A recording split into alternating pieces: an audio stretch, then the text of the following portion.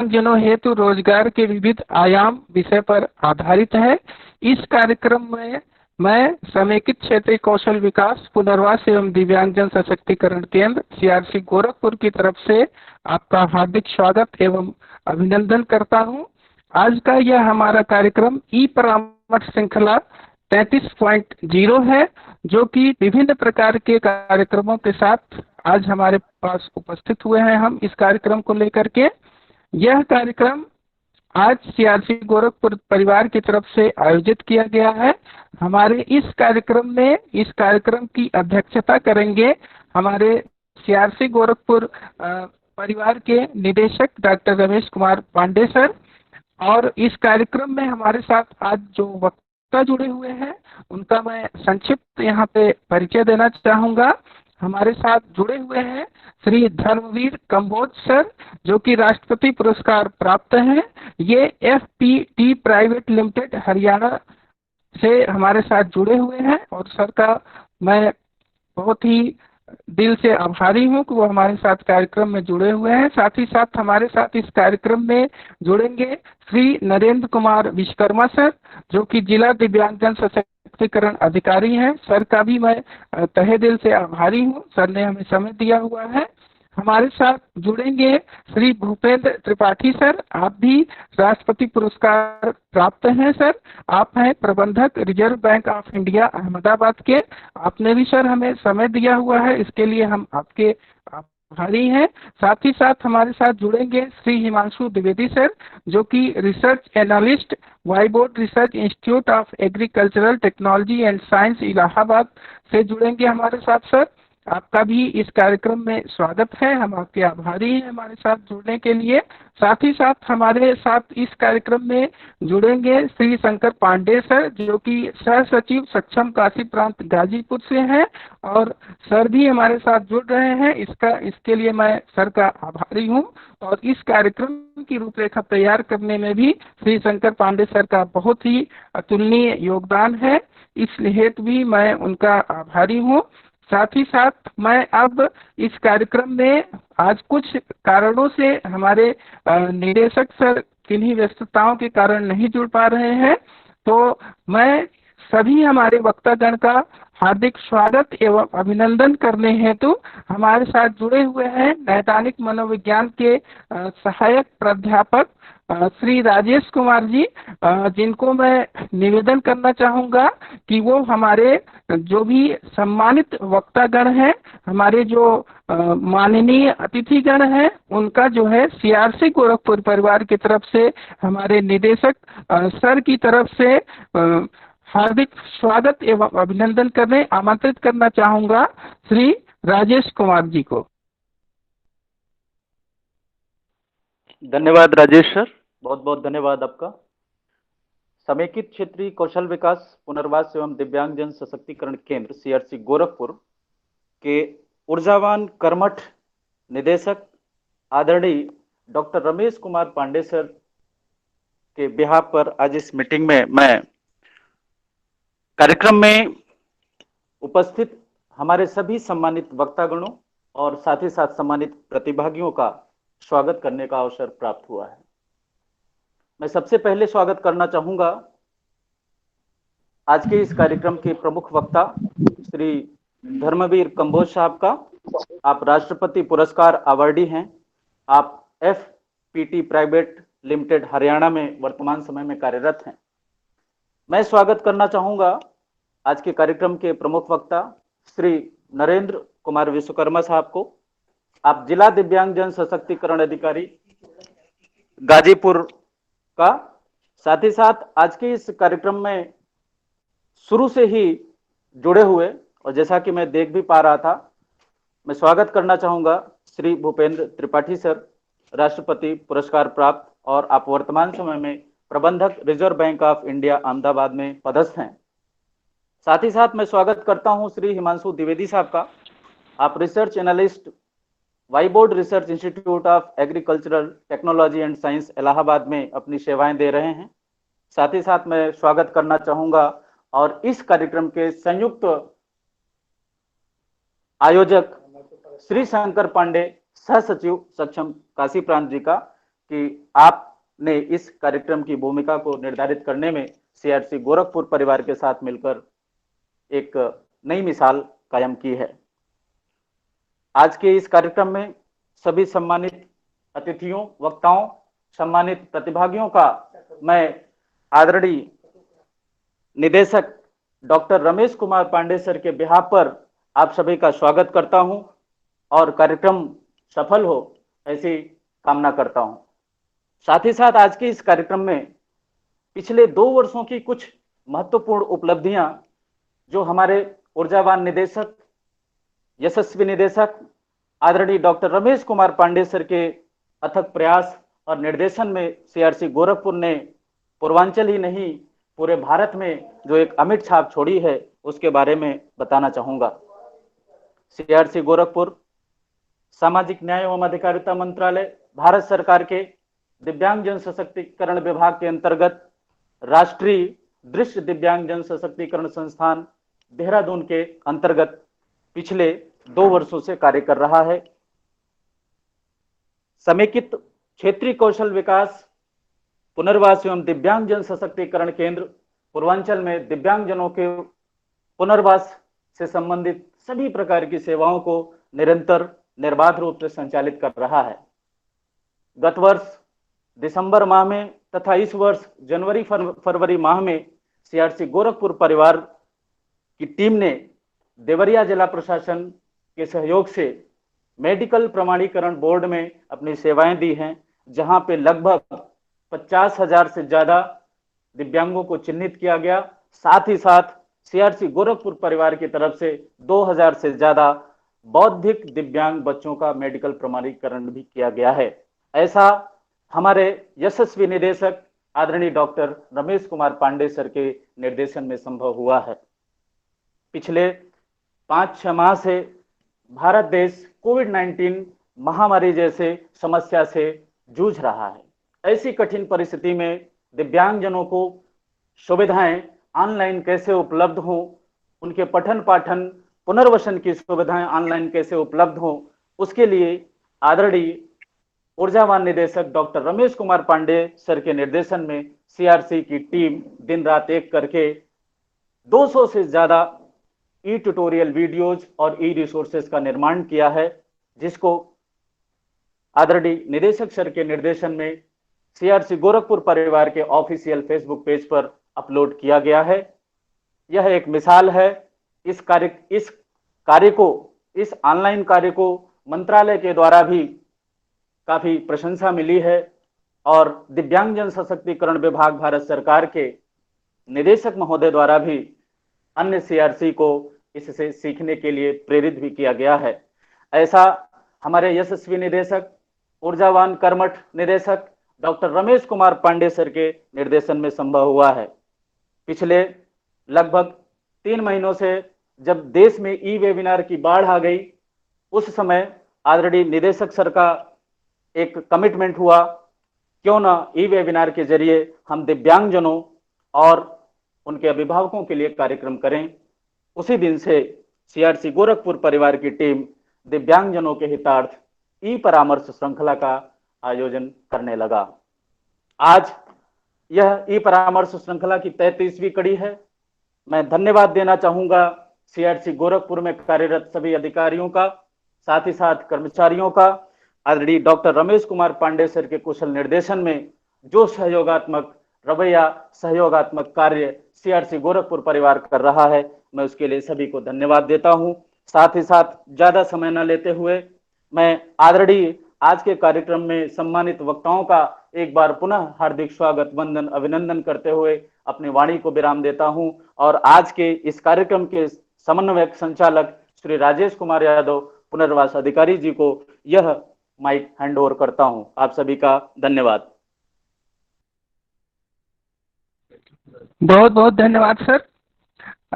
अब मैं कार्यक्रम को आगे बढ़ाते हुए आमंत्रित करना चाहूंगा, हमारे साथ जुड़े हुए हैं श्री धर्मवीर कंबोज सर, जो कि राष्ट्रपति पुरस्कार प्राप्त हैं। साथ ही साथ आपने दिव्यांगजनों हेतु विभिन्न प्रकार के रोजगार के अवसर उपलब्ध कराने में अपनी अग्रणी भूमिका निभाई है। साथ ही साथ अनेक प्रकार के रोजगारों का प्रशिक्षण और रोजगारों को आपके द्वारा उपलब्ध करवाया जाता है। अब मैं आमंत्रित करना चाहता हूँ श्री धर्मवीर कंबोज सर को, वो हमारे अभिभावकों एवं हमारे साथ जुड़े हुए पुनर्वास व्यवसायियों हेतु अपना उद्बोधन प्रदान करें सर। आदरणीय श्री धर्मवीर कंबोज सर।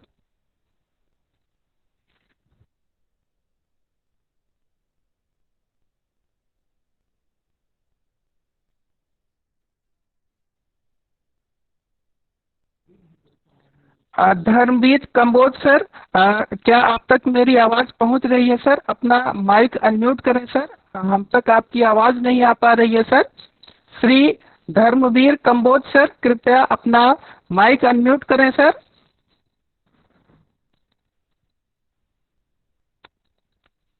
श्री धर्मवीर कंबोज सर, कृपया अपना माइक अनम्यूट करें सर, आपकी आवाज हम तक नहीं आ पा रही है।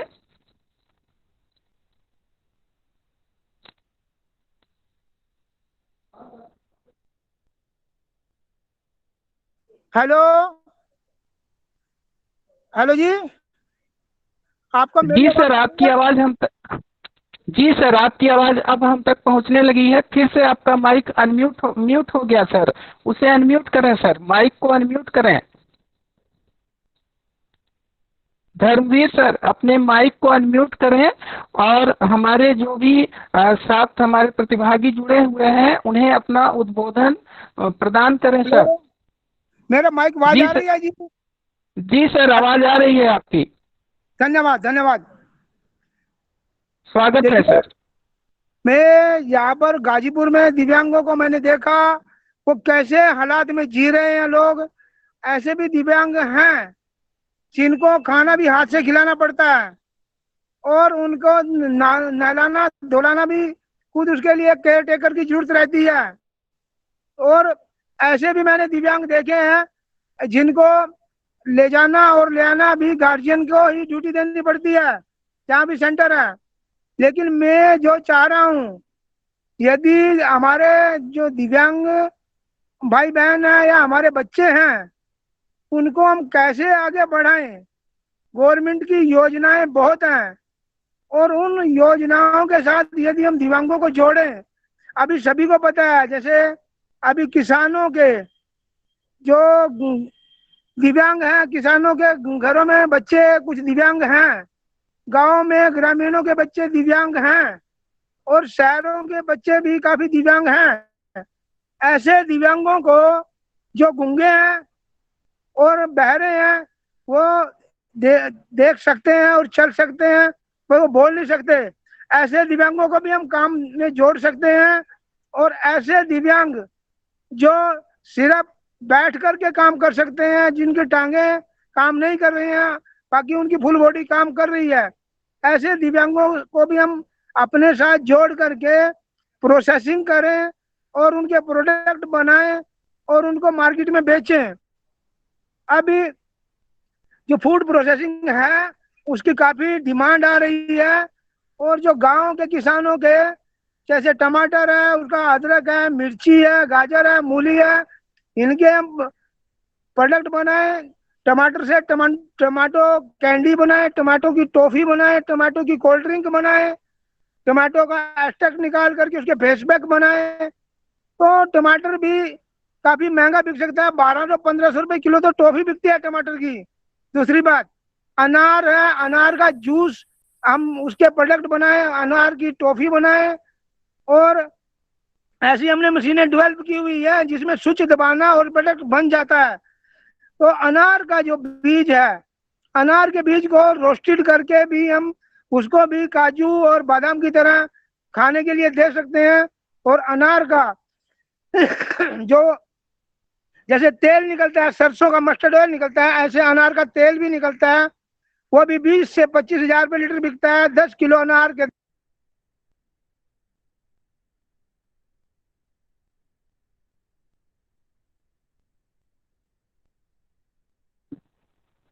सर, अपना माइक एक बार फिर अनम्यूट करें सर। श्री धर्मवीर सर, आपका माइक जो है म्यूट हो गया है सर, कृपया अपने माइक को अनम्यूट कर लें सर। Hello please. हेलो, चल गया? जी सर आवाज आ रही है, बोलिए सर।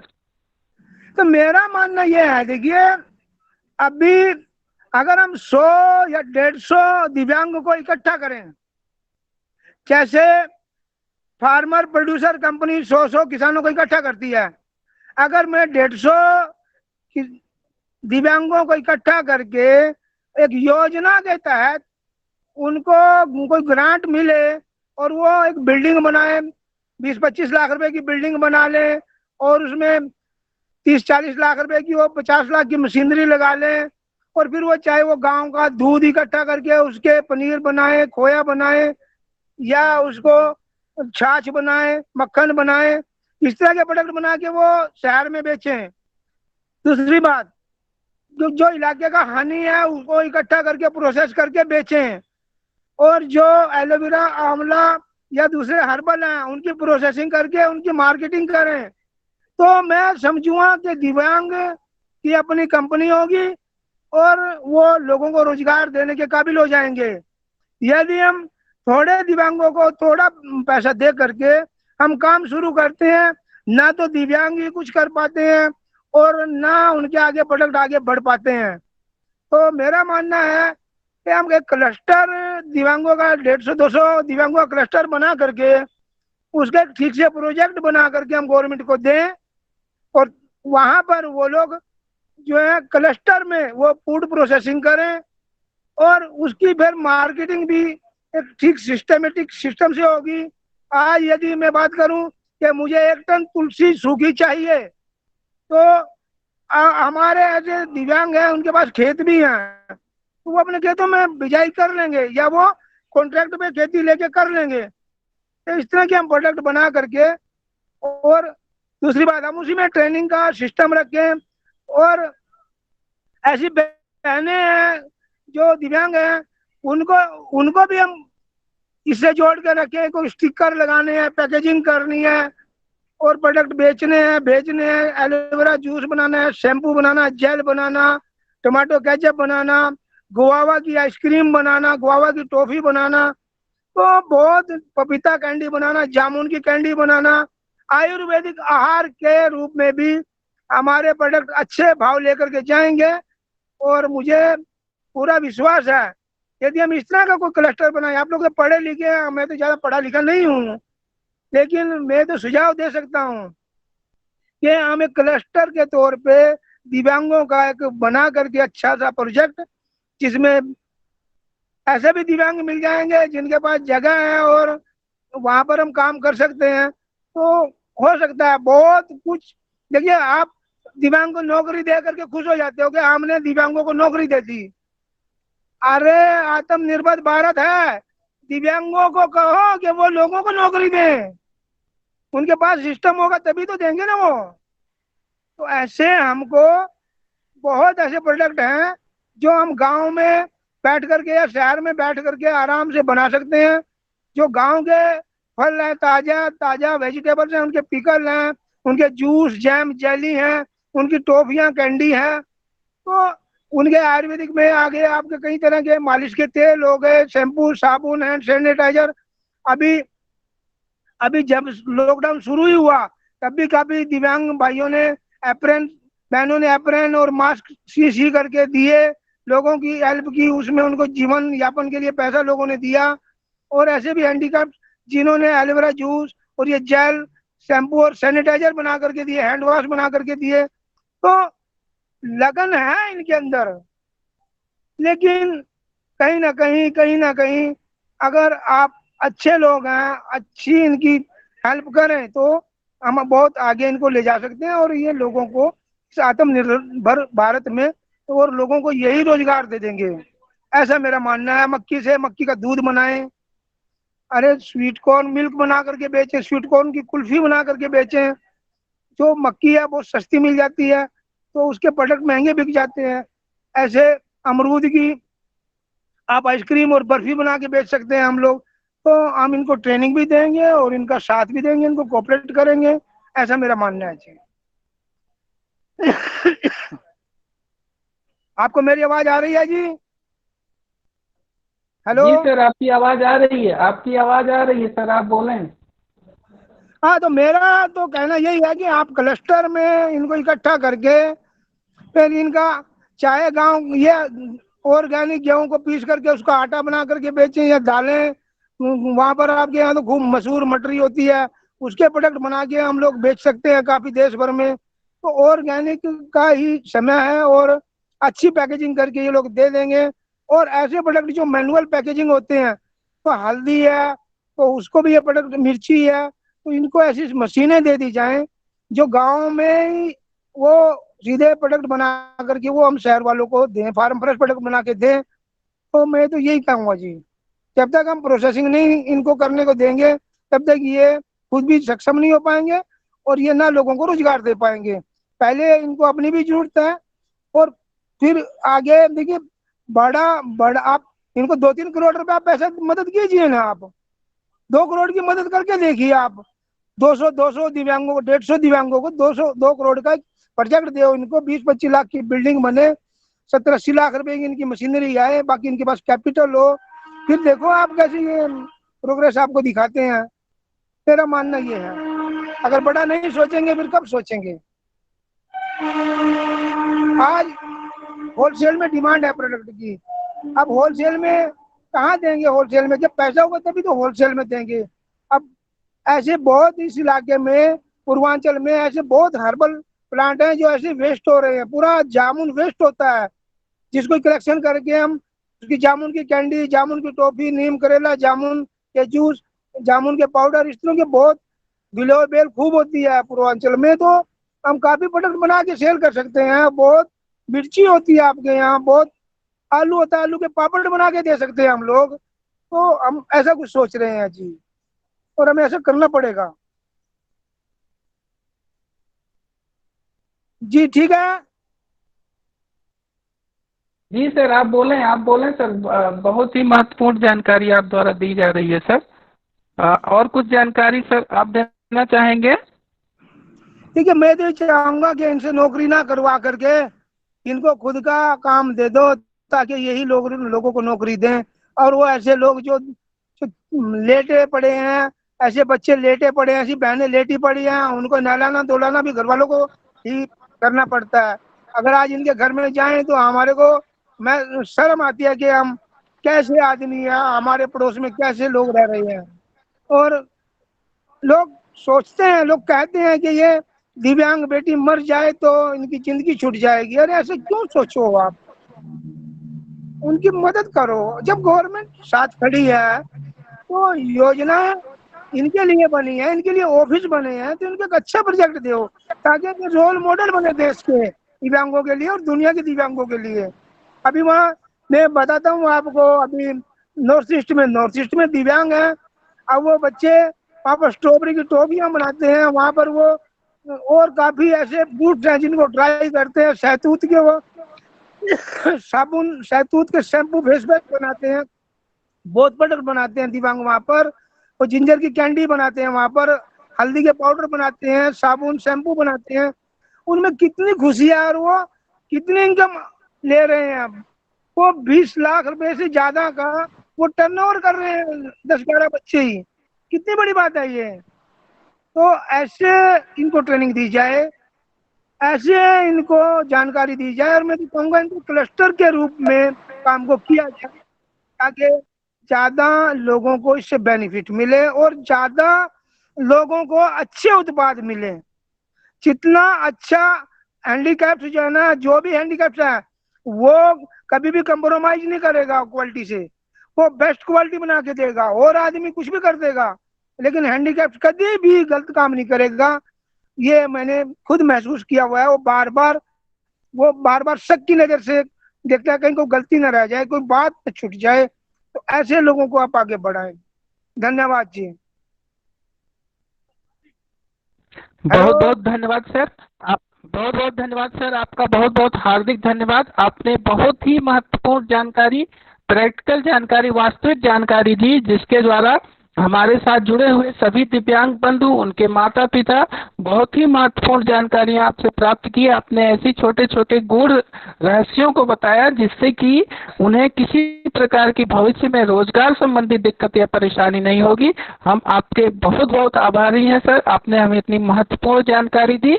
और कार्यक्रम को आगे बढ़ाते हुए, इस कड़ी को आगे ले जाते हुए, मैं अब आमंत्रित करना चाहूंगा श्री भूपेंद्र त्रिपाठी सर को, जो कि प्रबंधक है reserve bank of India, Ahmedabad, Gujarat से। और सर, आप राष्ट्रपति पुरस्कार प्राप्त हैं सर। और सर जो कि खुद ही दृष्टि दिव्यांगता से ग्रसित हैं, ऐसे में भी सर ने एक बहुत अच्छा मुकाम हासिल किया है, बहुत अच्छे पोजीशन पे पहुंचे हुए हैं। और सर को मैं आमंत्रित करना चाहूंगा कि आप हमारे जो भी अभिभावक जन हैं, हमारे प्रोफेशनल्स हैं, उनको महत्वपूर्ण जानकारियों से अवगत करवाएं। श्री भूपेंद्र त्रिपाठी सर।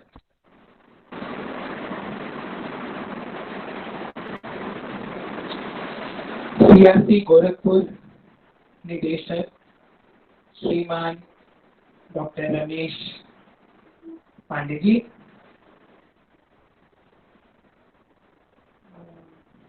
नरेंद्र विश्वकर्मा श्रीमान जी, गाजीपुर दिव्यांग जिला सशक्तिकरण अधिकारी श्री राजेश कुमार जी, आज की परामर्श चर्चा के संचालक, तथा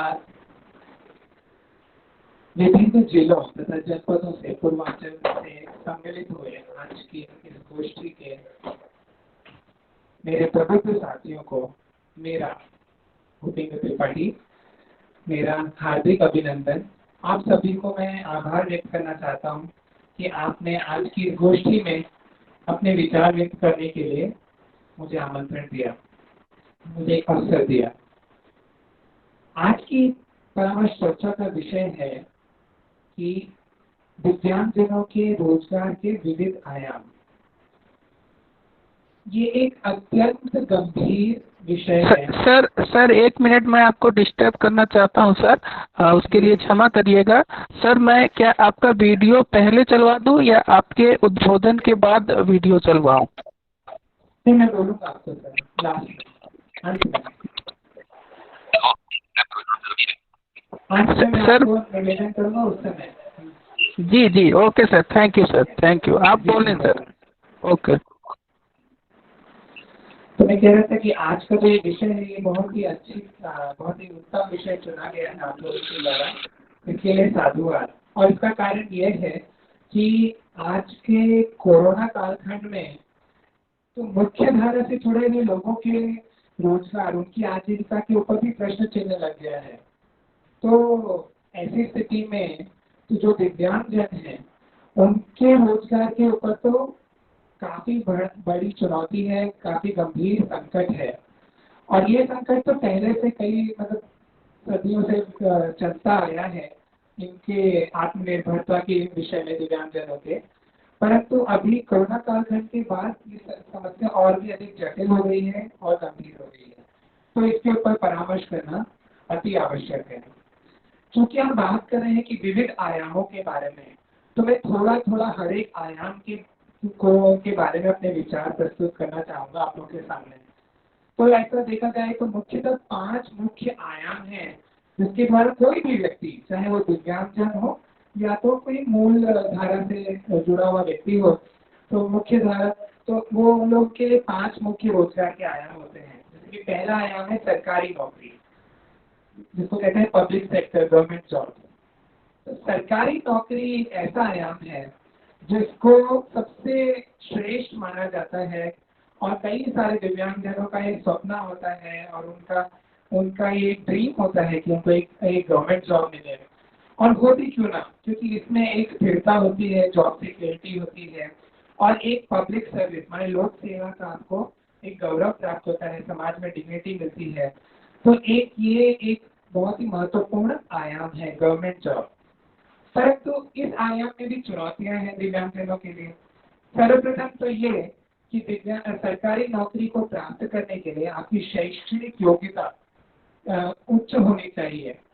और इस सरकारी नौकरी को प्राप्त करने के लिए आपको एक कॉम्पिटिटिव एग्जाम यानी कि प्रतियोगिता को पार करना पड़ता है, कंपटीशन पार करना पड़ता है। दिव्यांगजनों की शैक्षणिक जो अवसर हैं उनको उतने सुलभ नहीं है। खासकर हम जानते हैं कि हमारे दिव्यांगजन जो हैं उनकी कुल जो जनसंख्या है उसका 70 से 80% जो भाग है वो हमारे ग्रामीण क्षेत्रों में है दिव्यांगजन। तो इन जो हमारे दिव्यांगजन का बड़ा हिस्सा जो है जनसंख्या का, उनको तो उच्च शिक्षा या ग्रेजुएट शिक्षा, तो ग्रेजुएशन की शिक्षा वो कर ही नहीं पाते हैं।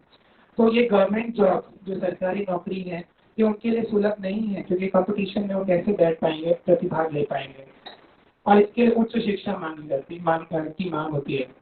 दूसरा एक इसमें चुनौती एक और है, वो ये है कि जो हमारा आरपीडी एक्ट है वो 4% रिजर्वेशन तो देता है, आरक्षण अलग अलग तरीके के कैटेगरीज ऑफ डिसेबल्ड पीपल लोगों के लिए, मगर इसका कंप्लायंस नहीं होता है। इसके कंप्लायंस न होने के कारण कई वर्षों का बैकलॉग पड़ा हुआ है, और ये बैकलॉग को भी सॉर्ट आउट करने के लिए सुप्रीम कोर्ट तक जाना पड़ता है, उसके दरवाजे खटखटाने पड़ते हैं। तो हालत ये है कि सरकारी नौकरियों में जो लीगल प्रोविजंस हैं, एक्ट के अनुसार संवैधानिक प्रोविजंस हैं, उसका भी कंप्लायंस नहीं हो पाता है। जैसे कि एक ये भी है कि हर प्रत्येक 3 वर्षों में जो आइडेंटिफाइड जॉब्स हैं, जॉब आइडेंटिफिकेशन, उसको रिव्यू करना चाहिए, क्योंकि अलग समय के साथ जैसे जैसे टेक्नोलॉजी में विकास हो रहा है और नए नए जो ये असिस्टिव डिवाइसेस आ रहे हैं, उसके कारण कुछ जॉब जो आज से 5 साल पहले जो आइडेंटिफाइड नहीं थी, उसको आज के वर्तमान प्रसंग में हो सकता है कि वो आइडेंटिफाई हो सके। तो इसको पीरियोडिकली रिव्यू भी करना होता है, जो कि नहीं होता है हमारे अलग अलग विभागों में, सरकारी विभागों में। तो ये सारी समस्याएं हैं।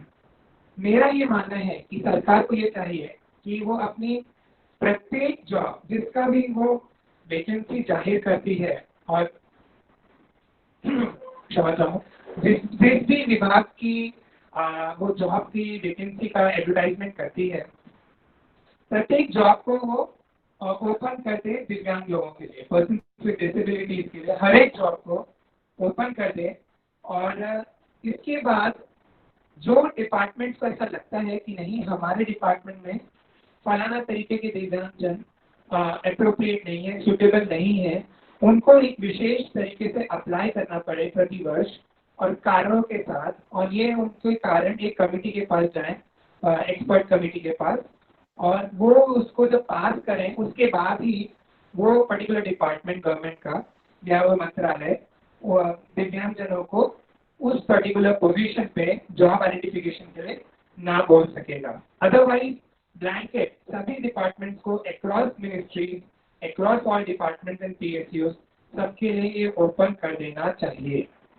तो ये एक बहुत अच्छा एक स्टेप होगा। आज के इस मंच पे मैं ये सुझाव भी प्रस्तुत करना चाहता था। और दूसरा जो हमारा ये रोजगार का आयाम है, चलिए अभी हम उस पर करते हैं। दूसरा आयाम है निजी क्षेत्र या प्राइवेट सेक्टर। पर एक बार मैं वापस पुनः गवर्नमेंट सेक्टर के बारे में वापस पीछे मुड़ के जाता हूँ कि हम कंप्लायंस की बात कर रहे थे। हमें यहाँ पे जापान से सीखना चाहिए। जापान में ऐसा मॉडल फॉलो होता है कि वहाँ पे भी आरक्षण दिया है 1.98% या लगभग 2% जितना आरक्षण है वहाँ पे नौकरियों में। तो वहाँ पे ये प्रावधान है कि अगर कोई भी डिपार्टमेंट या मिनिस्ट्री अगर कंप्लायंस नहीं करती है आरक्षण की, तो उसके लिए उसके पर पेनाल्टी लगती है, उसके ऊपर दंड लगता है। तो ये दंड का प्रावधान हमारे यहाँ नहीं है, और होने मतलब सब कुछ एक्ट में होने के बावजूद इससे हमें जापान से सीख लेना चाहिए, और उससे हमारे सरकारी नौकरियों की फिलिंग में, बैकलॉग फिलिंग में और जॉब आइडेंटिफिकेशन में एक सपोर्ट मिलेगा। दूसरा वापस करते हैं, दूसरा जो इसका मुख्य रोजगार का जो स्तंभ है वो है निजी क्षेत्र। अभी निजी क्षेत्र के बारे में हम ऐसा मानते हैं कि निजी क्षेत्र को अगर रोजगार देना है किसी भी दिव्यांगजन को, तो वो केवल मतलब एक करुणा के वश में आके वैसे वो नहीं देगा। उनको योग्यता चाहिए, उनको आउटपुट चाहिए, उनको प्रोडक्टिविटी चाहिए। तो कई सारे दिव्यांगजन हमारे हैं, भाई बहन हैं, जिनके हाथों में डिग्री तो होती है।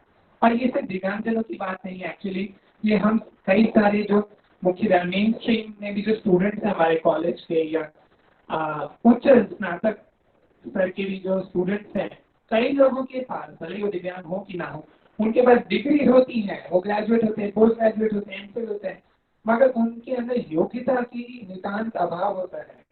और ऐसे लोग जब नौकरियों में, private sector is a very competitive market, तो वहाँ पे जॉब मार्केट में जब वो उतरते हैं तो फिर वो कम्पीट नहीं कर पाते हैं, और योग्यता के आधार पे वहाँ पे बहुत फियर्स होता है।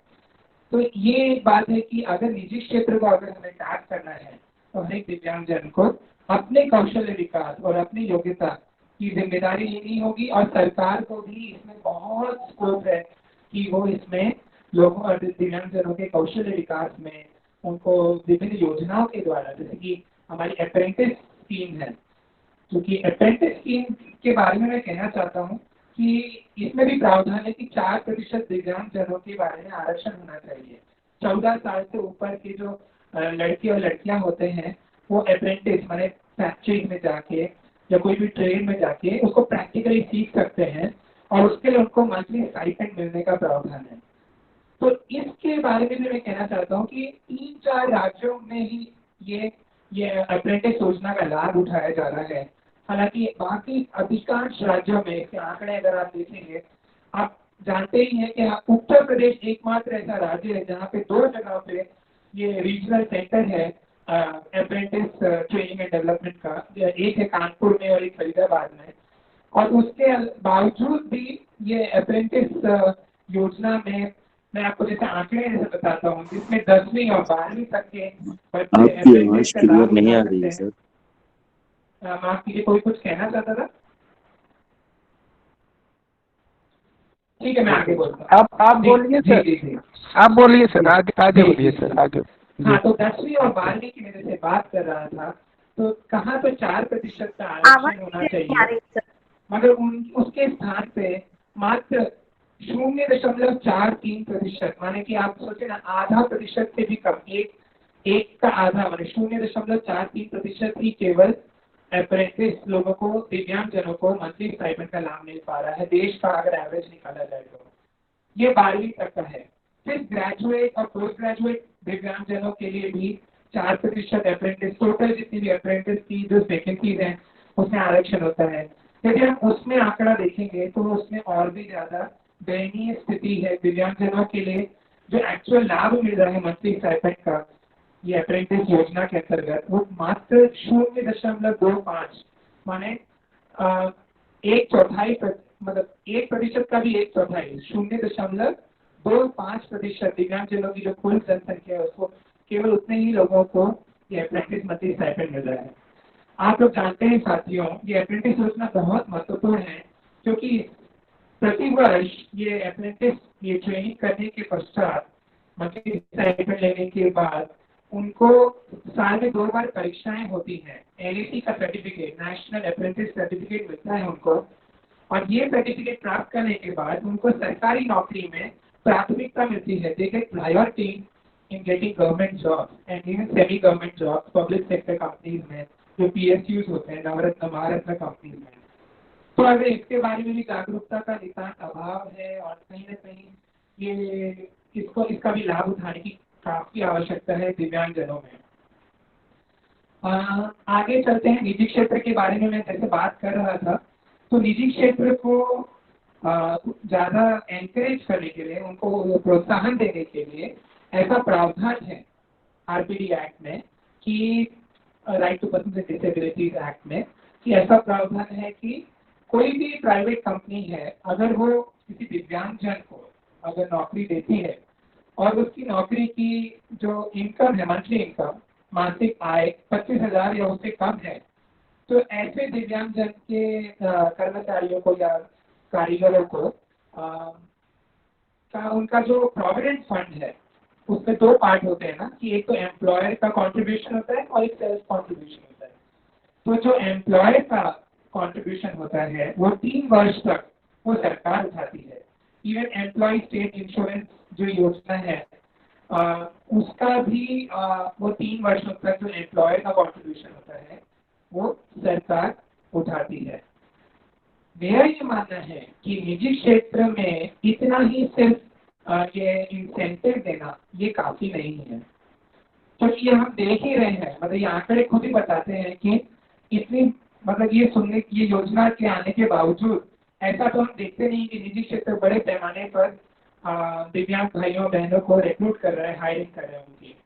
तो इस इंसेंटिव के अलावा भी कई सारे सुझाव हम वो कर सकते हैं, जैसे कि जो कंपनियां अपनी वर्कफोर्स का मतलब जितने भी उनके एम्प्लॉयज हैं उसका अगर 50% या उससे अधिक अगर वो दिव्यांगजनों को अगर वो रिक्रूटमेंट करते हैं, हायरिंग करते हैं, तो ऐसी कंपनी को टैक्स बेनिफिट मिलना चाहिए, कॉर्पोरेट टैक्स में विशेष छूट मिलनी चाहिए, उनको जीएसटी में एग्जेम्पशन मिलना चाहिए, गुड्स एंड सर्विस टैक्स में।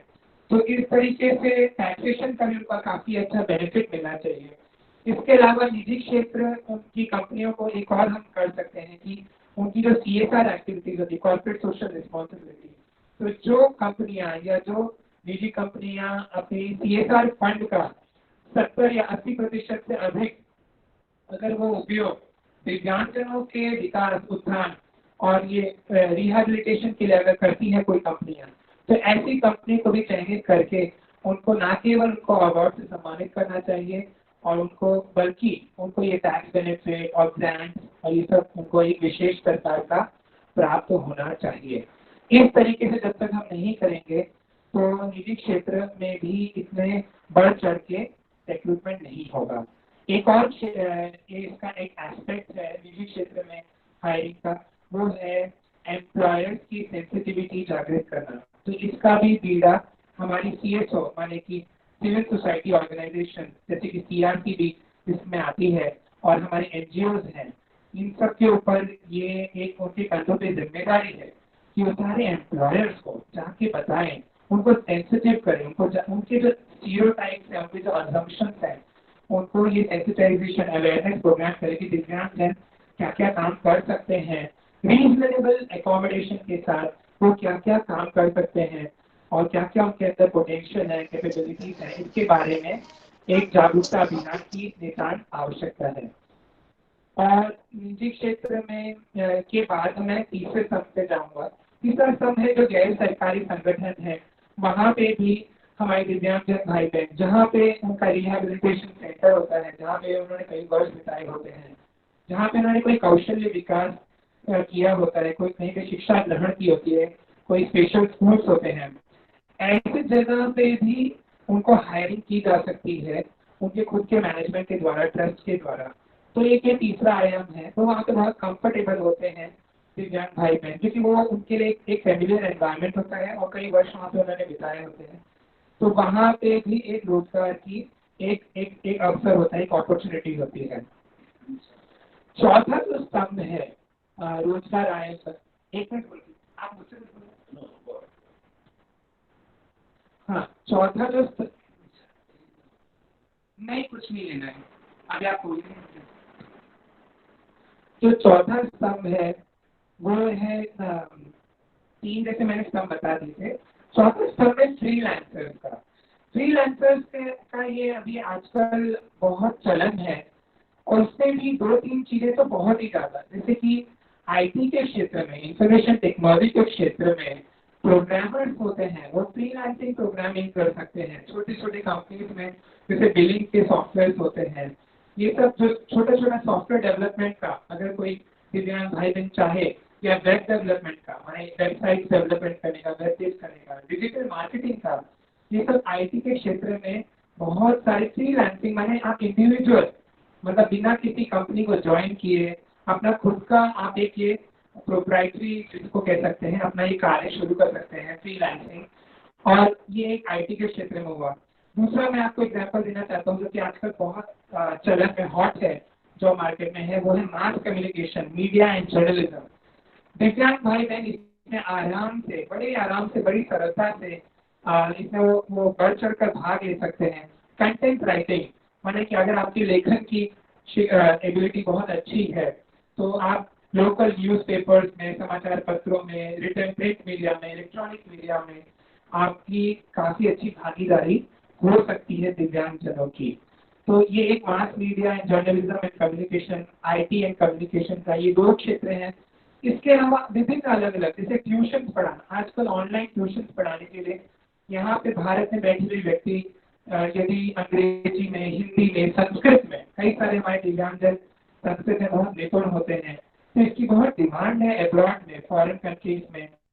तो जैसे कि यूरोप है, अमेरिका है, वहाँ पे कई सारे भारतीय मूल के ही नहीं मतलब विदेशी मूल के लोग भी हमारे देश की सनातन संस्कृति एवं संस्कृत भाषा में पारंगत, उसके व्याकरण में सीखना चाहते हैं। तो यदि कोई दिव्यांगजन चाहे तो स्काइप के माध्यम से या तो आजकल गूगल में विभिन्न तरीकों से वो ऑनलाइन ट्यूटोरियल, फ्रीलांसिंग कहते हैं इसको, योगा टीचर, योगा में आप सर्टिफिकेट हासिल करके योगा टीचर बन सकते हैं, आध्यात्मिक मेडिटेशन के टीचर और काउंसलर बन सकते हैं। तो इस तरीके से फ्रीलांसिंग के बहुत सारे आयाम हैं। म्यूजिक टीचर बन सकते हैं आप फ्रीलांसिंग के द्वारा, कोचिंग क्लास, ये सब आप कर सकते हैं अगर आपके अंदर ये सारी योग्यताएं हैं। तो ये फ्रीलांसिंग का भी एक एस्पेक्ट है जिसको हमें गंभीरता से सोचना होगा। ऐसे कई सारे दिव्यांगजन हैं जिन्होंने अपना खुद का रेडियो स्टेशन भी चालू किया, जैसे आप जानते ही हैं कि रेडियो मधुबन है, दशमलव करके एक रेडियो स्टेशन है, ऐसे कई सारे रेडियो स्टेशन, रेडियो उड़ान है। तो रेडियो स्टेशन भी हम चला सकते हैं दिव्यांगजन भाई बहन, इन सब में भी रोजगार के आयाम हैं। और अंततः जो 5वां रोजगार का आयाम है वो है सेल्फ एम्प्लॉयमेंट, जैसे कि स्वरोजगार। और हमारे से पहले जो वक्ता जी थे, श्री आदरणीय श्री धर्मवीर जी, उन्होंने भी इस पर काफी बल दिया था कि खुद का ऐसे करना, स्वरोजगार ऐसा करना कि हम दिव्यांगजन किसी और को भी नौकरी देने में सक्षम बन जाए। अभी ये सेल्फ एम्प्लॉयमेंट या खुद का कारोबार शुरू करना, स्थापित करना, इसके बहुत बड़ा व्यापक एक विषय है। इसके ऊपर भी कई सारे इसके आयाम हैं, जैसे ग्रामीण क्षेत्रों में और शहरी क्षेत्रों में, तो अलग अलग इसके आयाम हैं। तो इसके ऊपर भी हम चर्चा थोड़ी करते हैं। फ्रीलांसिंग में जैसे कुछ और भी कहना चाहता था कि अगर हमें ITI के कोर्स, आजकल कई सारे ITI के इंस्टीट्यूट्स होते हैं जो स्पेशली दिव्यांगजनों को ये ट्रेनिंग देते हैं। जैसे गुजरात में भी एक, बड़ौदा में है एक ITI सेंटर जो मात्र दिव्यांगजनों को इसमें प्रशिक्षित करता है। और बहुत बात एक जो मेंटली बच्चे होते हैं उनके पेरेंट्स को, उनको या तो उनके केयर गिवर्स के लिए शिक्षण सर्टिफिकेशन प्रोग्राम कंडक्ट करता है। तो ऐसे जो ITIs हैं उसमें ये आजकल दिव्यांगजनों के लिए इलेक्ट्रिशियन, कारपेंटर, फैब्रिकेशन, कंस्ट्रक्शन से रिलेटेड जो भी कॉन्ट्रैक्टर्स हैं उन सब के प्रशिक्षण धीरे धीरे दिए जाने लगे हैं। और इन सब की भी मार्ग को और खोलने की आवश्यकता है। इवन ये फैन रिपेयर करना, छोटे मोटे मोबाइल रिपेयर करना, AC रिपेयर करना, फ्रिज, TV रिपेयर करना, रेडियो रिपेयर करना, तो ये सारे छोटे मोटे इलेक्ट्रॉनिक आइटम्स, तो ये सब केस में भी दिव्यांग भाई बहन, अभी जैसे 5वें स्तंभ की बात कर रहे हैं हम, तो जो पारंपरिक तरीका होता है कि छोटी मोटी स्वरोजगार या सेल्फ एम्प्लॉयमेंट के नाम पे हम कोई छोटी मोटी किराने की दुकान शुरू करते हैं। हालांकि ऐसे कहने के लिए कहते हैं कि छोटा मोटा है, पारंपरिक तरीका है, मगर इसका भी पूरा जीवन में काया पलट हो सकती है। इसके कई सारे उदाहरण हैं, जैसे कि छत्तीसगढ़ की एक बहन है, बहुत ही ट्राइबल आदिवासी क्षेत्र में है, जिनके माता बहुत ही एक्सट्रीम पॉवर्टी में वो उनका परिवार है। ये जानकी करके इनकी केस स्टडी बहुत फेमस है गवर्नमेंट सेक्टर में। तो ये जानकी जी ने ये NHFDC की उनको लोन प्राप्त कर दिया 50,000 का। इन्होंने एक किराने की शॉप खोली थी अपने ट्राइबल जंगलों के क्षेत्र में, वनवासी क्षेत्र में। और उसके बाद ये 5 बहनें थी ये, और ये सबसे बड़ी बहन ये जानकी थी। और उन्होंने ये सब करके ना केवल अपने परिवार को गरीबी रेखा से बाहर निकाला, मतलब खुद तो वो अपने पैर पे खड़ी हुई, और वो हालांकि वो उन्होंने शिक्षा नहीं हासिल कर पाई थी, ताकि बाकी 4 छोटी बहनों को वो शिक्षा दे पाई। इस तरीके से जानकी जी को NHFDC का म्यूट कर लें, तो शायद से अनम्यूट है। धन्यवाद। NHODC के बारे में तो शायद से यहाँ पे सभी को जानकारी होगी ही, National Handicap Finance Development Corporation. अभी दुर्भाग्य की बात यह है कि 1997 1997 से ये संस्था है और ये एक एपेक्स बॉडी है जो कि प्रोजेक्ट फाइनेंसिंग माने कि इनकम जनरेटिंग जो प्रोजेक्ट है। आप ये ध्यान इस बात को सुनिए कि कोई भी दिव्यांगजन NHDC के पास जाता है, वो अपना कोई प्रस्ताव या प्रोजेक्ट पेश करता है तो उसको ये प्रमाणित करना पड़ता है, तो कन्विंस करना पड़ता है प्रोजेक्ट बिजनेस प्लान बना के कि ये एक इनकम जनरेटिंग है। मतलब इनकम जनरेटिंग माने कि इसमें इस बिजनेस में, इस कारोबार में आगे चल के आय होगी, रेवेन्यू मिलेगी, मुनाफा होगा। तो ये कन्विंस होने के बाद ही विभिन्न रेंजों के मतलब 5 लाख तक का वो प्रावधान है। और इवन पेरेंट एसोसिएशन को भी NHDC द्वारा, जो 3 वर्ष से ज़्यादा इस्टेब्लिश है पेरेंट एसोसिएशन, जिसमें 5 से अधिक पेरेंट्स हैं, हमारे बच्चों के माता पिता या ऑटिस्टिक डिसेबल्ड पॉलिसी बच्चों के माता पिता, ऐसी पेरेंट एसोसिएशन को भी 5 लाख तक का लोन मिल सकता है। उसके कई सारे नियम दिए हुए होते हैं, टर्म्स एंड कंडीशन। इसके बारे में हम इस तरह से किसी और वक्त चर्चा कर सकते हैं। NHDC भी एक बहुत ही इम्पोर्टेंट रोजगार का आयाम खोलने के लिए दिव्यांगजनों के लिए NHDC का अवलंबन हमें जरूर करना चाहिए। और इसके बारे में उत्तर प्रदेश के बारे में मैं कहना चाहता हूँ कि जनसंख्या की दृष्टि से दिव्यांगों की उत्तर प्रदेश सर्वप्रथम है, पर उसके बावजूद NHDC के लाभार्थी जो दिव्यांगजन हैं वो सर्वप्रथम नहीं है। वो इवन टॉप 5 में भी उत्तर प्रदेश नहीं आता है, जो कि सोचने की बात है।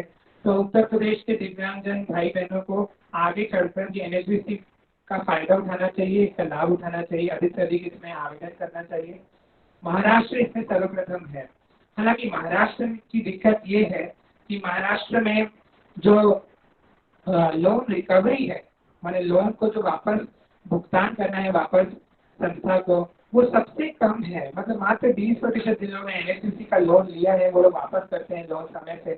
तो इस तरीके से अगर ये एक धारणा बनती जाती है संस्थाओं की कि ये दिव्यांग लोग लोन लेते हैं तो वापस नहीं चुकाते, ये बहुत बड़ी जिम्मेदारी है कि अगर आप लोन ले रहे हैं तो आपकी जो फाइनेंशियल क्रेडिबिलिटी है, जो आपकी रिपोर्ट है, जैसे सिविल में जो हमारा स्कोर होता है वो कभी बिगड़े ना, क्योंकि ये फाइनेंशियल इंस्टीट्यूशंस में आपकी क्रेडिट रिपोर्ट शेयर होती है आपस में, तो आपका आगे चल के बाकी संस्थाओं से आपको लोन लेने में भी दिक्कत पड़ सकती है।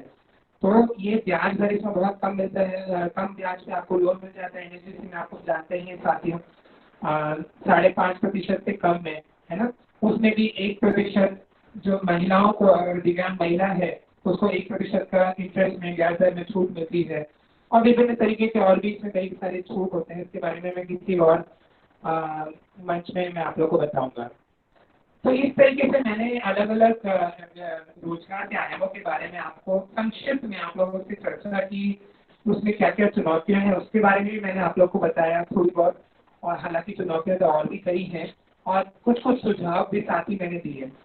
एक मैं आप लोग को, जैसे मैंने जापान का उदाहरण दिया था, एक मैं कोरिया का भी उदाहरण देना चाहता हूँ जिसका आप सीख ले सकते हैं।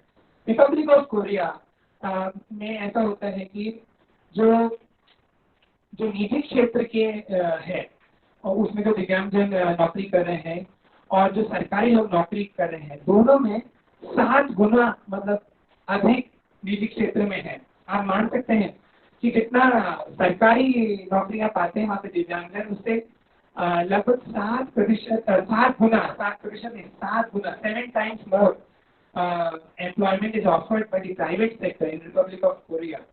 और वहाँ पे इतना अधिक निजी क्षेत्र का पार्टिसिपेशन है वहाँ पे दिव्यांगजनों का प्राइवेट सेक्टर में।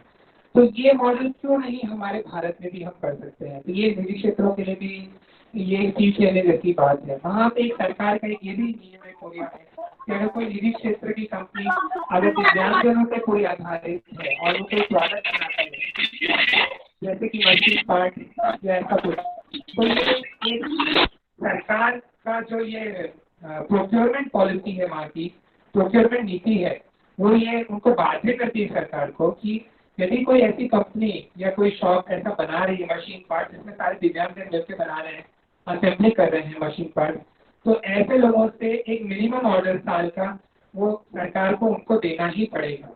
तो इस तरीके से एक निर्धारित किया गया है कि तय सीमा है, इतना ऑर्डर तो मिनिमम मिलेगा ही।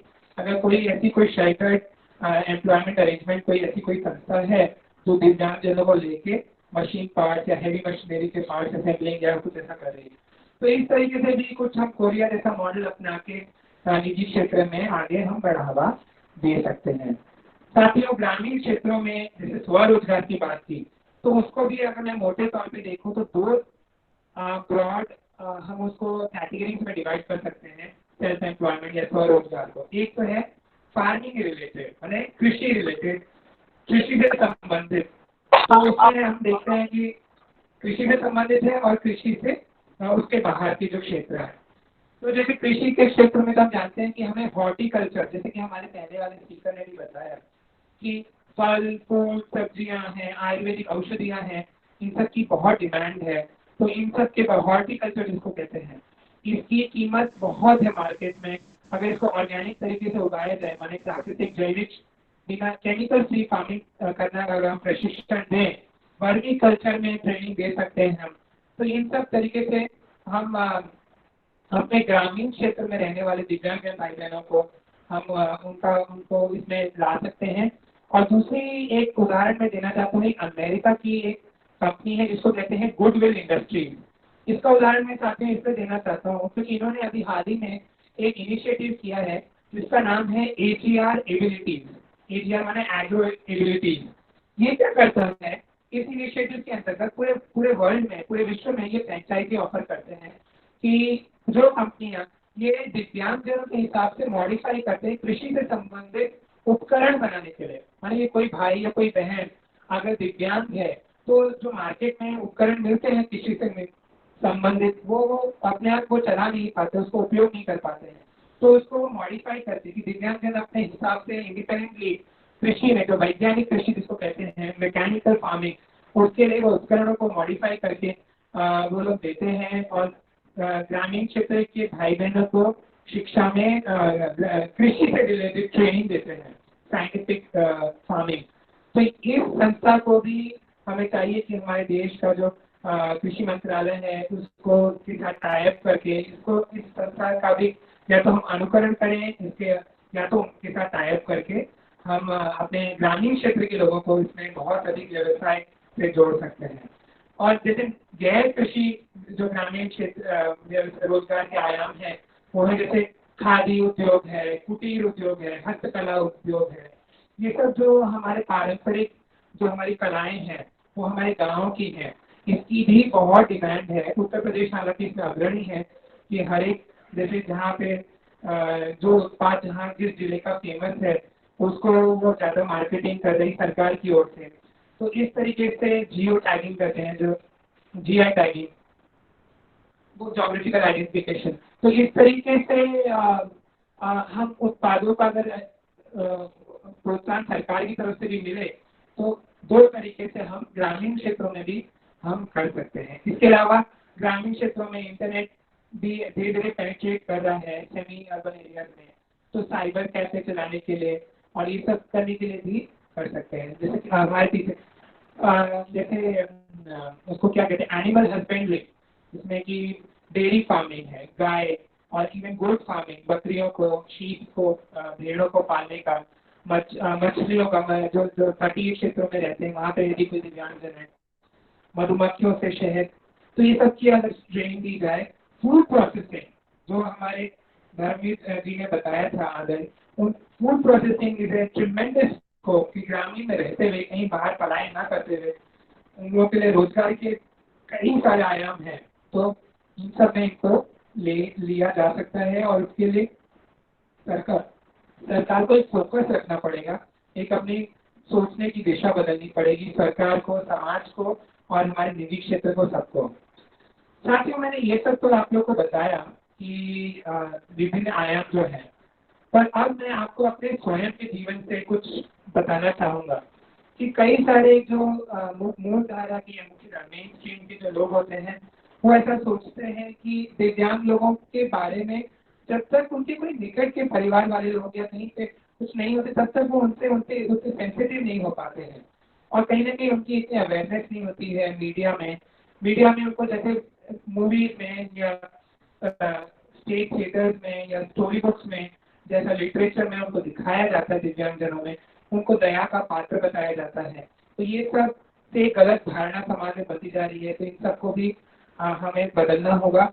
और रोजगार के लिए मैं मेरा जैसे खुद का आपको उदाहरण देना चाहता हूँ कि मैं पहले निजी क्षेत्र की एक टीसीएस में IT कंपनी है जो एशिया की number 1 Tata consultancy services, TCS में मैं पहले नौकरी करता था और 8 साढ़े 8 वर्षों तक मैंने वहाँ पे नौकरी की थी और उसमें मुझे कई सारे मेरे एम्प्लॉय ने अवार्ड्स दिए थे मेरी परफॉर्मेंस को लेके, गुणवत्ता को लेके। परंतु कहते हैं ना कि अचानक से नियति ने एक ऐसा करवट लिया कि सब कुछ जीवन में बिखर के रह गया। एक दिन मुझे अचानक से पैरालिटिक पक्षाघात का अटैक हुआ और बाद में पता चला कि मेरे पूरे करोड़ रज्जु का मतलब क्या रीढ़ की हड्डी में, जिसको कहते हैं स्पाइन में ट्यूमर्स और बड़ी बड़ी गांठें हो गई थी कैंसर की। डॉक्टरों के अनुसार मुझे मात्र 5 से 6 हफ्ते दिए गए थे और उस समय डॉक्टर ने बोला था कि इनके बचने की कोई उम्मीद नहीं है।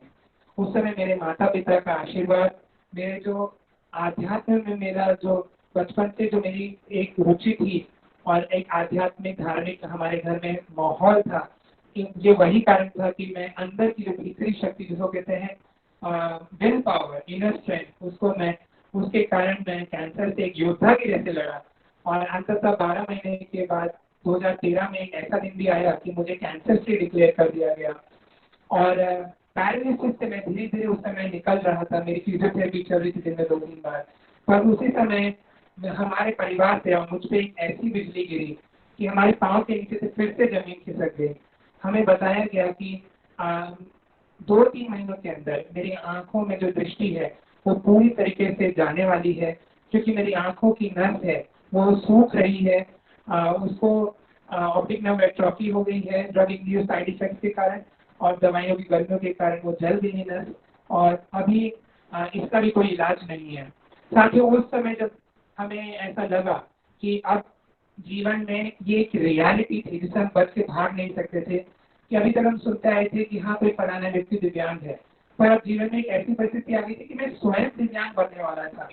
और ऐसी स्थिति में वाकई में मैं जानता हूँ कि आजीविका का साधन न हो पाना ये कितना अधिक हमारे मतलब समाज और परिवार तो दूर की बात, हम खुद ही अपने बारे में एक हीन भावना के शिकार हो जाते हैं कि हम आजीविका का कोई साधन नहीं हो पाएगा, हम समाज में कैसे सर उठा के जिएंगे। तो वो मैंने खुद अनुभव किया है वो समय कि कुछ समय तक मुझे ऐसा लग रहा था कि दिव्यांग बनने के बाद या पूर्णतः दृष्टिबाधित होने के बाद मैं आजीविका कैसे कर पाऊंगा, ये एक बड़ा प्रश्न हो गया था। हालांकि मैंने हार नहीं मानी और कमर कस के फिर ब्रेल की शिक्षा, वापस क ABCD वापस लिखना पढ़ना शुरू किया ब्रेल में और उसके बाद मैंने टेक्नोलॉजी की सहायता ली। साथियों, मैं ये कहना चाहता हूँ इस मंच के द्वारा कि दिव्यांगजनों को अगर रोजगार के आयाम हासिल करने हैं तो टेक्नोलॉजी से बढ़कर और कोई उनका साधन मतलब उनका संबल नहीं हो सकता। It is the biggest tool. तो टेक्नोलॉजी के माध्यम से मैंने कुछ स्पेशल सॉफ्टवेयर इंस्टॉल किए मेरे स्मार्टफोन में, मेरे लैपटॉप में, कंप्यूटर में और उसके बाद there was no looking back, मतलब मैंने वापस पीछे मुड़ के नहीं देखा। और इंटरनेट में अवेलेबल जितने भी हमारे स्टडी के चैनल्स हैं, जैसे यूट्यूब पे कई सारे कॉम्पिटिटिव एग्जाम्स के चैनल्स होते हैं और इसके अलावा बहुत सारी ई बुक्स होती हैं, उसके माध्यम से मैंने प्रतियोगिताओं की तैयारी की। 2013 में मैंने मेरी दृष्टि गंवाई और आप साथियों, आप लोग को बताते हुए मुझे हर्ष हो रहा है कि मात्र 1 वर्ष में 2014 में मैंने 8 कॉम्पिटिटिव एग्जाम्स क्रैक किए विभिन्न तरीके के बैंकिंग रिलेटेड, जिसमें कि SBI, बैंक ऑफ बड़ौदा का प्रोबेशनरी ऑफिसर, RRB से बहुत सारे बैंक ये क्लरिकल एग्जाम्स और PO के एग्जाम, प्रोबेशनरी ऑफिसर एग्जाम्स मैंने पास किए, क्रैक किए फर्स्ट टाइम में। और इसके बाद अंततः मैं RBI में, रिजर्व बैंक ऑफ इंडिया में मेरा चयन हुआ क्लास 1 ऑफिसर, मतलब मैनेजर की पोजीशन पे, प्रबंधक की पोजीशन पे, जो कि RBI गुजरात के इतिहास में मैं प्रथम दृष्टिबाधित व्यक्ति बना था जिसका किसी भी पद पे चयन हुआ था संपूर्ण गुजरात राज्य में। पूरे RBI गुजरात के इतिहास में कोई भी दृष्टिबाधित व्यक्ति को आज तक उन्होंने किसी भी पद पे, माने चाहे वो क्लास 4 हो, क्लास 3 हो या क्लास 1 हो, कोई भी ऑफिसर किसी भी पद पे किसी की नियुक्ति नहीं हुई थी और मेरा क्लास 1 ऑफिसर के मैं प्रथम दृष्टिबाधित, वो भी 100% ब्लाइंड, ऐसा व्यक्ति बनने का मुझे गौरव प्राप्त हुआ। और उसके बाद मैंने अपने नौकरी ज्वाइन करने के बाद भी मैंने कई सारे उपलब्धियां हासिल की। मैं वहाँ पे रुका नहीं रहा। मैंने 2017 में पूरे विश्व में मैं पहला ऐसा दृष्टिबाधित व्यक्ति बना। मैंने एक कीर्तिमान स्थापित किया और देश का, राष्ट्र का नाम अंतर्राष्ट्रीय पटल पर सुनहरे अक्षरों में जड़ित किया। ये एक IMF करके एक संस्था है, अंतर्राष्ट्रीय मुद्रा कोष, इंटरनेशनल मॉनेटरी फंड। ये एक सर्टिफिकेशन परीक्षा कंडक्ट करती है, कोर्स करती है, जिसको कहते हैं कि मैक्रो इकोनॉमिक अकाउंटिंग में इसको उत्तीर्ण करने वाला मैं पूरे विश्व का प्रथम दृष्टिबाधित व्यक्ति बना। उसमें भी मुझे 93% 93% मार्क्स से मैंने इसको पास किया था। मेरी इन सभी उपलब्धियों को देखते हुए और मेरे कार्य क्षेत्र में उत्कृष्ट प्रदर्शन को देखते हुए भारत सरकार द्वारा 2018 में जो प्रतिवर्ष दिया जाता है national award for person with best employ. Sir थोड़ा सा क्षमा चाहूँगा सर, बीच में डिस्टर्ब करने के लिए थोड़ा सा क्षमा चाहूँगा सर। हमारे दो वक्ता और हैं सर, तो कृपया अगर आप संक्षिप्त में अपने बातों को कहें सर, तो हमारे लिए दो अन्य वक्ताओं को बुलाना थोड़ा सुविधाजनक होगा सर। धन्यवाद सर। जी जी। National award for person with disabilities में बेस्ट एम्प्लॉय की कैटेगरी में मुझे सम्मानित किया गया।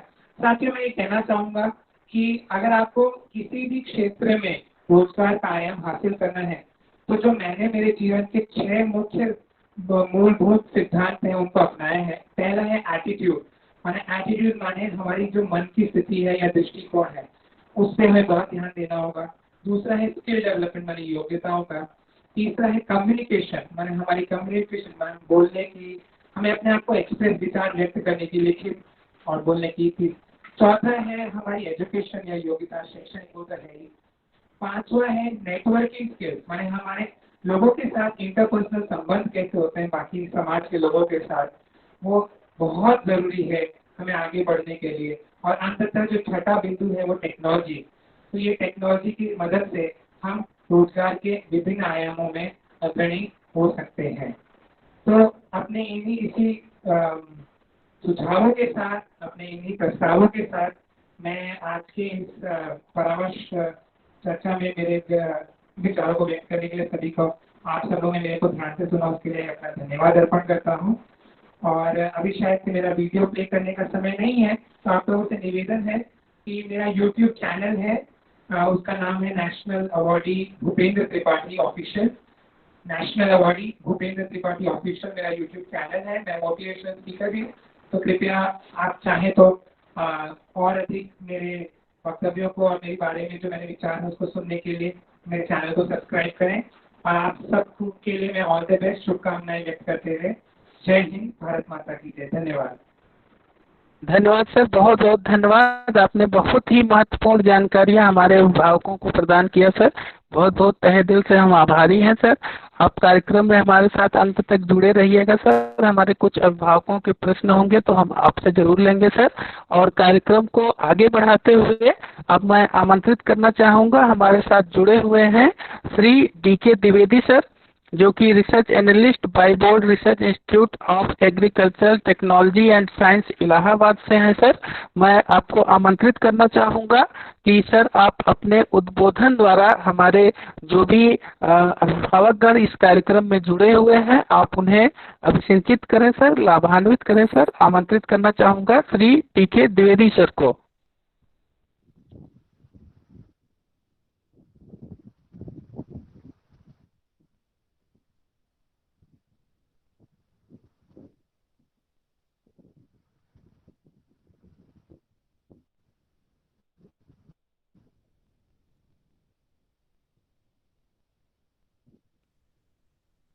सर आपकी आवाज नहीं आ रही है। श्री DK द्विवेदी सर, आपकी आवाज नहीं आ रही है हम तक।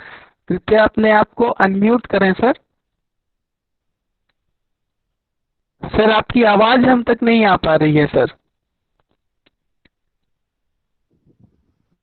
DK द्विवेदी सर, आपकी आवाज हम तक नहीं आ पा रही है सर। कृपया अपने माइक को अनम्यूट करें सर, जिससे हम आपकी आवाज को सुन पाए सर।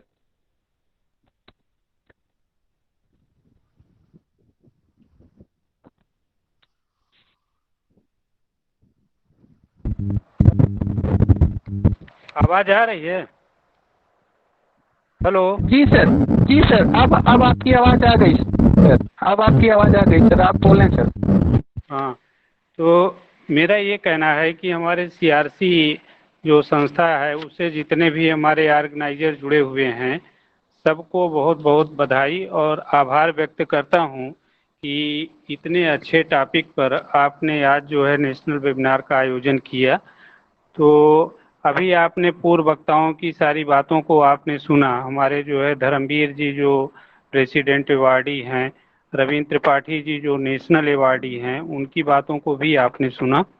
तो मेरा ये कहना है कि जैसे अभी त्रिपाठी जी ने बहुत विस्तार से जो है दिव्यांगों के लिए कि किस तरीके से उन्हें एम्प्लॉयमेंट हो सकता है उसके बारे में प्रकाश डाला।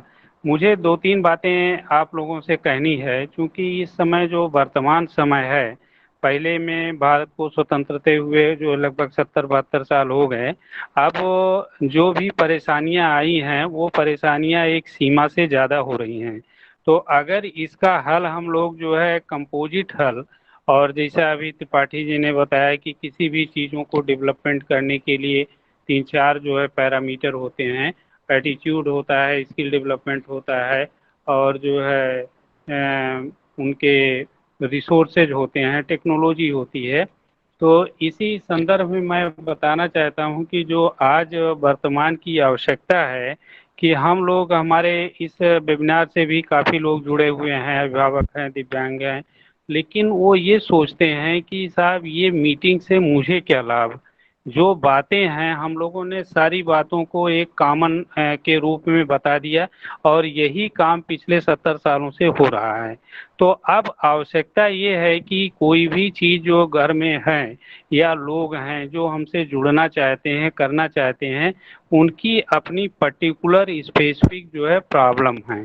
तो मुझे जो है, जो मुझे लगता है, जो मैंने 30 सालों से जो है इस क्षेत्र में काम कर रहा हूँ, कि अगर इनको जो नीड बेस्ड है, रिसोर्सफुल है, और जो टेक्नोलॉजी है, जो उनके संसाधन आधारित टेक्नोलॉजी है, उनके चाहे वो फिजिकल कैपेसिटी के आधार पर हो, मेंटल कैपेसिटी के आधार पर हो, कम्युनिटी जो है रिसोर्सेज के आधार पर हो, इकोनॉमिकल रिसोर्सेज के आधार पर हो, तो जब तक उस पर्टिकुलर जो है केस में, और उस पर्टिकुलर केस के जितने भी अन्य केस हैं, उसके लिए एक टेक्नोलॉजी हम लोग जब आइडेंटिफाई करेंगे और एक रिसोर्सेज उनको स्किल डेवलपमेंट करेंगे, तो मुझे ये लगता है कि ये प्रयास बहुत ही सार्थक फुल और जो है फ्रूटफुल होगा। हर एक आदमी चाहता है कि भाई ये सारी बातें तो बता दी गई, लेकिन ये सारी बातों को हमें एडाप्ट करने के लिए मेरे पास न तो रिसोर्सेज है, न कैपेसिटी है, न जो है संसाधन है। मैं इस जुड़ सकता हूँ। तो मेरा ये कहना है कि एक जो वर्तमान की आवश्यकता है वो ये है कि एक सिंगल विंडो सेंटर की आवश्यकता है, कि लोगों को रिहेबिलिटेशन करने के लिए, चाहे वो दिव्यांग हो, चाहे वो जो है रिसोर्सफुल पर्सन हो, रिसोर्सेज जो है वो हो, ये उसमें जो हैं उनको एक अपने पैरों पर खड़ा करने के लिए जो वर्तमान सरकार का आत्मनिर्भर भारत मिशन है, तो उसके तहत हम लोगों को काम करना पड़ेगा। तो उनके लिए कौन सी टेक्नोलॉजी हो, कौन सा रिसोर्सेज हो, कौन सा संसाधन हो पर खड़े हो सके, तो इसकी जो है वर्तमान में बहुत सख्त आवश्यकता है। और इन्हीं सब चीज़ों को लेकर के बायोवेज सोच संस्थान जो हमारे इलाहाबाद में है, मैं डॉक्टर BK द्विवेदी उस संस्थान का निदेशक हूँ।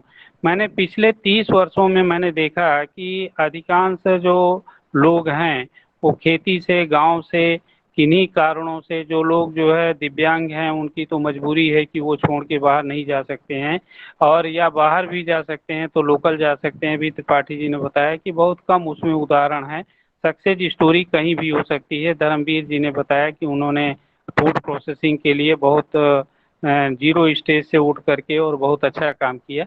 तो मेरा ये कहना है कि एक्सेप्शनल और जो है सक्सेस स्टोरी हो सकती है, लेकिन ये कहा जाए कि ये स्टोरी जो है 70%, 80%, 60% लोगों के लिए है तो वो नहीं है।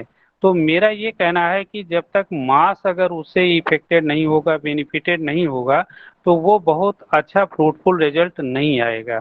तो मेरा ये है कि इस समय जो आवश्यकता है कि ज़्यादा से ज़्यादा लोगों को हम अपने पैरों पर खड़ा करें, उनको आत्मनिर्भर बनाएं, गांव को आत्मनिर्भर बनाएं। वो टेक्नोलॉजी कुछ भी हो सकती है, और जो रिसोर्स बेस्ड टेक्नोलॉजी है, नीड बेस्ड टेक्नोलॉजी है, अगर उसके पास आप ये कह रहे हैं कि भाई ये आप मोटरसाइकिल चलाओ, लेकिन आप ये नहीं देख रहे हो कि मोटरसाइकिल आप दिला रहे हो उसके पैर हैं ही नहीं। आप अगर कोई हाथ से काम करने वाला बता रहे हो उसके पास हाथ है ही नहीं। अगर आप जो है आंख वाला काम बता रहे हो अब उसके पास आंख है ही नहीं। तो मुझे मेरा कहना ये है कि वो व्यक्ति विशेष जो है उसकी चाहे एटीट्यूड हो, उसके चाहे रिसोर्सेज हों, उसको पहले स्टडी करके हमको ये बताना पड़ेगा कि भैया इस तरह का काम अगर आप करते हो, तो अगर मान लीजिए जैसे कॉमन बातें हमने बता दी कि भाई आप कहीं नौकरी करते हो तो इतना मिल जाएगा, ये काम करते हो तो इतना मिल जाएगा, लेकिन वो कहता है कि साहब मेरे पास तो ये सब चीज़ें है ही नहीं, मैं कैसे जो है ये मुझे अचीव होगा। तो मेरा ये कहना है कि मैंने पिछले 30 सालों से यही किया है कि जो व्यक्ति विशेष हैं, कथनी में कम करनी में ज़्यादा विशेष है, जो लोग हैं उनको क्या चाहिए, जो महिला है, पुरुष है, दिव्यांग है, उसकी पहले आप जो है स्टडी करें कि इनके पास कौन से संसाधन हैं, कौन सी जो है आवश्यकता है, कितना इनको आवश्यकता है जिससे कि ये हमारे साथ काम करें, इस परिवेश में काम करें, छोड़ के भागे नहीं। अभी आपने देखा कि काफ़ी लोग गांव छोड़ करके बाहर चले गए, और उसके बाद जब कोरोना का संकट आया तो फिर जो है वो हैदराबाद और बॉम्बे से पैदल जो है गांव में आए। ऐसा 30 साल पहले वाला जो गांव था उसमें कोई बहुत बड़ा परिवर्तन नहीं हो पाया, और वो छोड़ करके ये बॉम्बे दिल्ली कमाने गए, इसीलिए गए कि यहाँ उनका काम नहीं हो पा रहा था। अगर गांव में इनका काम चलता, कृषि से इनका काम चलता, तो ये गांव छोड़ के, खेती छोड़ के बाहर न जाते। तो मेरा ये कहना है कि बहुत भयावह स्थिति हो गई है। तो अब इस स्थिति को सुधारने के लिए ये सारे लोग गांव में आ गए हैं। तो अब हम लोगों को, चाहे जो भी लोग हैं, उनके संसाधन आधारित हमको टेक्नोलॉजी के द्वारा उनको अपने पैरों पर खड़ा करने के लिए ये उपाय करना पड़ेगा। ये केवल भाषण से काम नहीं चलेगा, इसको जो है कार्य रूप में नीचे जमीनी स्तर पर जो भी आदमी, जैसे मान लीजिए हमारे पास 100 लोग इस मीटिंग में सुन रहे हैं, तो 100 की अलग अलग समस्या है, अलग अलग उनके संसाधन हैं, अलग अलग उनका मेंटल स्टेटस है, अलग अलग उनका इकोनॉमिकल स्टेटस है। जब तक हमको उनके हिसाब से टेक्नोलॉजी नहीं बताई जाएगी, उनको अपने पैरों पर खड़ा करने के लिए उपाय नहीं किया जाएगा, तब तक वो भी हमारी बात को सुनेंगे नहीं। ठीक है, सम्मान में वो आ गए हैं, जुड़ गए हैं, वो सुनेंगे, एक कान से सुनेंगे, दूसरे कान से निकाल देंगे। तो मेरा कहना ये है कि जो छोटी छोटी, जैसे अभी हमारे त्रिपाठी जी ने, धर्मवीर जी ने बताया कि भाई वो तमाम इसी तरह की टेक्नोलॉजी पूरे इंडिया ने इतना डेवलप कर दिया है, और अभी भारत सरकार, प्रदेश सरकार इतना उसमें फंड भी दे रही है कि अब तो हर एक आदमी को अपने पैर पर खड़ा हो जाना चाहिए। लेकिन मात्र जो कारण हमको समझ में आता है, जो दिक्कत हो रही है, वो कंफ्यूज कर गया है कि मैं फैक्ट्री लगाऊं, कि मैं खेत जोतूं, कि मैं जो है इंडस्ट्री करूं, फूड इंडस्ट्री करूं, कि जो है हम इसका करें, ये काम करें, वो काम करें। वो जो है उसी कंफ्यूजन में अपना गोल्डन समय जो है बिता दे रहा है। वो इंटेलिजेंट हो सकता है लेकिन अनुभवी नहीं हो सकता है। अनुभव में तमाम चीज़ें आती हैं जो उसको अनुभवी व्यक्ति, जैसे अभी देखा है अपने त्रिपाठी जी ने इतना, धर्मवीर जी ने अपने जीवन के इतने समय करके तब वो अपने अनुभव को बता रहे हैं ना। तो मेरा ये कहना है कि उनको जो है ये करना पड़ेगा कि जो हैं, जो चीज़ छोटी छोटी चीज़ें हैं जिनको रिसोर्स है, जिसको लोग वेस्ट समझते थे कि ये, जैसे परिवार में एक अगर दिव्यांग जो है हो गया, जो सही बात ये है कि अगर जो है खेती की जो स्थिति थी वही दिव्यांग की स्थिति थी कि भाई ये अपाहिज हैं और इसमें विकलांग हैं, ये कोई काम नहीं कर सकते हैं, और उसके बाद जो है उनके प्रति फीलिंग जो है थोड़ी सी बहुत ख़राब थी। तो वो लोग कहते थे कि भाई चलो इनको दया की भीख आप दे दो, और उसके बाद जो है उनको रिहेबिलिटेशन के लिए जो वो अपना कर सकें। लेकिन जो भी व्यक्ति संसार में आया है उसमें चाहे फ्लोरा फाना हो, चाहे एनिमल हो, चाहे ह्यूमन बीइंग्स हो, सब में गॉड ने जो है बहुत अच्छी अच्छी चीजें हर एक के अंदर दी है। तो जैसे वो अलग अलग हैं, इसको एक क्लस्टर में डेवलप करके एक सेम विचारधारा के लोगों को करके हमको तमाम चीज़ों को जो है विकास करना पड़ेगा। और जो बेकार चीज़ें थी हमने तो उन्हीं को पहले चुना, चाहे हमारे समाज के दिव्यांग रहे हों, चाहे हमारे समाज की खेती रही हो, चाहे हमारे समाज में एग्री बेस्ड रहे हों, बायो रिसोर्सेज मटेरियल रहे हों, उन्हीं को मैंने जो नेग्लेक्टेड थे उनको थोड़ा से करके बताया कि देखिए आज जो है आप जिसको नेग्लेक्टेड समझ रहे हैं, अभी इन्होंने त्रिपाठी जी ने भी बताया कि अमेरिका, जापान और जर्मनी उसमें वो कितना लीड ले लिए हैं, लेकिन हम लोग उसको बेकार ही समझे जो है। तो मेरा ये कहना है कि जैसे जो है मिट्टी है, अब कोई ये कहता है कि डॉक्टर साहब मेरे पास तो कुछ भी नहीं है और न पैसा है न साधन है, कुछ नहीं है, लेकिन मुझे फिर भी 2-4 हज़ार 5 हज़ार काम करने के लिए पैसा चाहिए, जीवन यापन करने के लिए मुझे भी पैसा चाहिए। तो मेरा ये कहना है कि जो उसके पास संसाधन है, उदाहरण के तौर पर मैंने ये कहा कि आपके पास गाँव में मिट्टी है, बोले हाँ मिट्टी तो है, गोबर है, लकड़ी है, वेस्ट है, ये सारे मटेरियल तो गाँव में रहते ही हैं। तो मैंने कहा आप मिट्टी को उठाओ और उसका जो है 170 ग्राम 200 ग्राम मिट्टी लो और उसका एक पेपर वेट बनाओ, उस पर लाख चढ़ाओ और 60 रुपए का बेच दो। तो उसको एक पैसा इनपुट कास्ट नहीं हुआ, उसके दिमाग में तुरंत बात आई कि साहब इसमें तो कोई बात है नहीं, चलो जो है गोला करके, और उसको एक सिक्योरिटी देनी पड़ेगी। जो मेन जो है कमी है कि उसको सिक्योरिटी, सियोरिटी और अकाउंटेबिलिटी, संरक्षा, सुरक्षा और जवाबदेही, कि अगर वो मिट्टी का जो है वो गोला करके लाएगा तो उसको खरीदेगा कौन। तो वो मैंने कहा कि मैं आपसे 20 रुपए गोला खरीद लूँगा। तो उसने क्या किया कि 2000 गोले जो है बना करके ले आया और ये सुखा करके सूखी मिट्टी को मैंने कहा अब इस पर आप थोड़ा से लाख चढ़ा दीजिए। उसको तरीका क्या था, मैंने उसको स्किल डेवलपमेंट किया, ट्रेनिंग किया, उसने लाख चढ़ाया। 5 औरतें थी, इन लोगों ने 3000 पीस लेके दिल्ली हाट में गई और उसके 60 रुपए के हिसाब से 1,80,000 इलाहाबाद की मिट्टी बेच के चली आई। तो मेरा ये कहना है कि आप कौन सी टेक्नोलॉजी की बात कर रहे हैं भाई, कौन से रिसोर्सेज की बात कर रहे हैं। जो रिसोर्सेज उस गरीब के पास है, उस रिसोर्सेज से वो कैसे धनवान हो सकता है, ये अगर आप बता दें तो वो किसी के सामने हाथ फैलाने नहीं जा रहा है। हमने गोबर का जैसे था, एक औरत आई, उन्होंने कहा कि साहब मेरे पास जो है मैं नगर निगम का गोबर उठाती हूँ, गांव में गोबर बहुत ज़्यादा है, मैंने ये देखा गोबर के आज 19-20 प्रोडक्ट मैंने बना दिया। आज गोबर की अगरबत्ती भी बना रहे हैं, गोबर की हवन सामग्री भी बना रहे हैं, गोबर की जो है ऊर्जा केक भी बना रहे हैं, गोबर का हम मास्क उसको जो है मास्क क्रीम भी बना रहे हैं और जो है फेस क्रीम भी बना रहे हैं। तो मेरा कहना है टेक्नोलॉजी तो आज 70 साल से थी, लेकिन उसको गोबर को आज तक गोबर ही लोग समझे। और गौरक्षण हो रहा है, संरक्षण हो रहा है, जानवरों का हो रहा है, एनिमल हस्बेंड्री की बात हो रही, लेकिन ये गोबर का वैल्यू एडिशन आज तक नहीं हुआ। तो जब गोबर का वैल्यू एडिशन नहीं हुआ तो गाय के दूध के आधार पर अगर आप गाय पालना चाहें, कोई भी नहीं जो है पाल सकता है, न कर सकता है। और देसी गाय को तो इसीलिए जो है लोग निगलेक्ट कर रहे हैं कि वो आधा लीटर 1 लीटर दूध देती है, लेकिन गोबर जो है, चाहे वो सिंधी गाय हो, चाहे वो जो है जर्सी गाय हो, चाहे हमारी देसी गाय हो, वो 20 किलो ही करती है।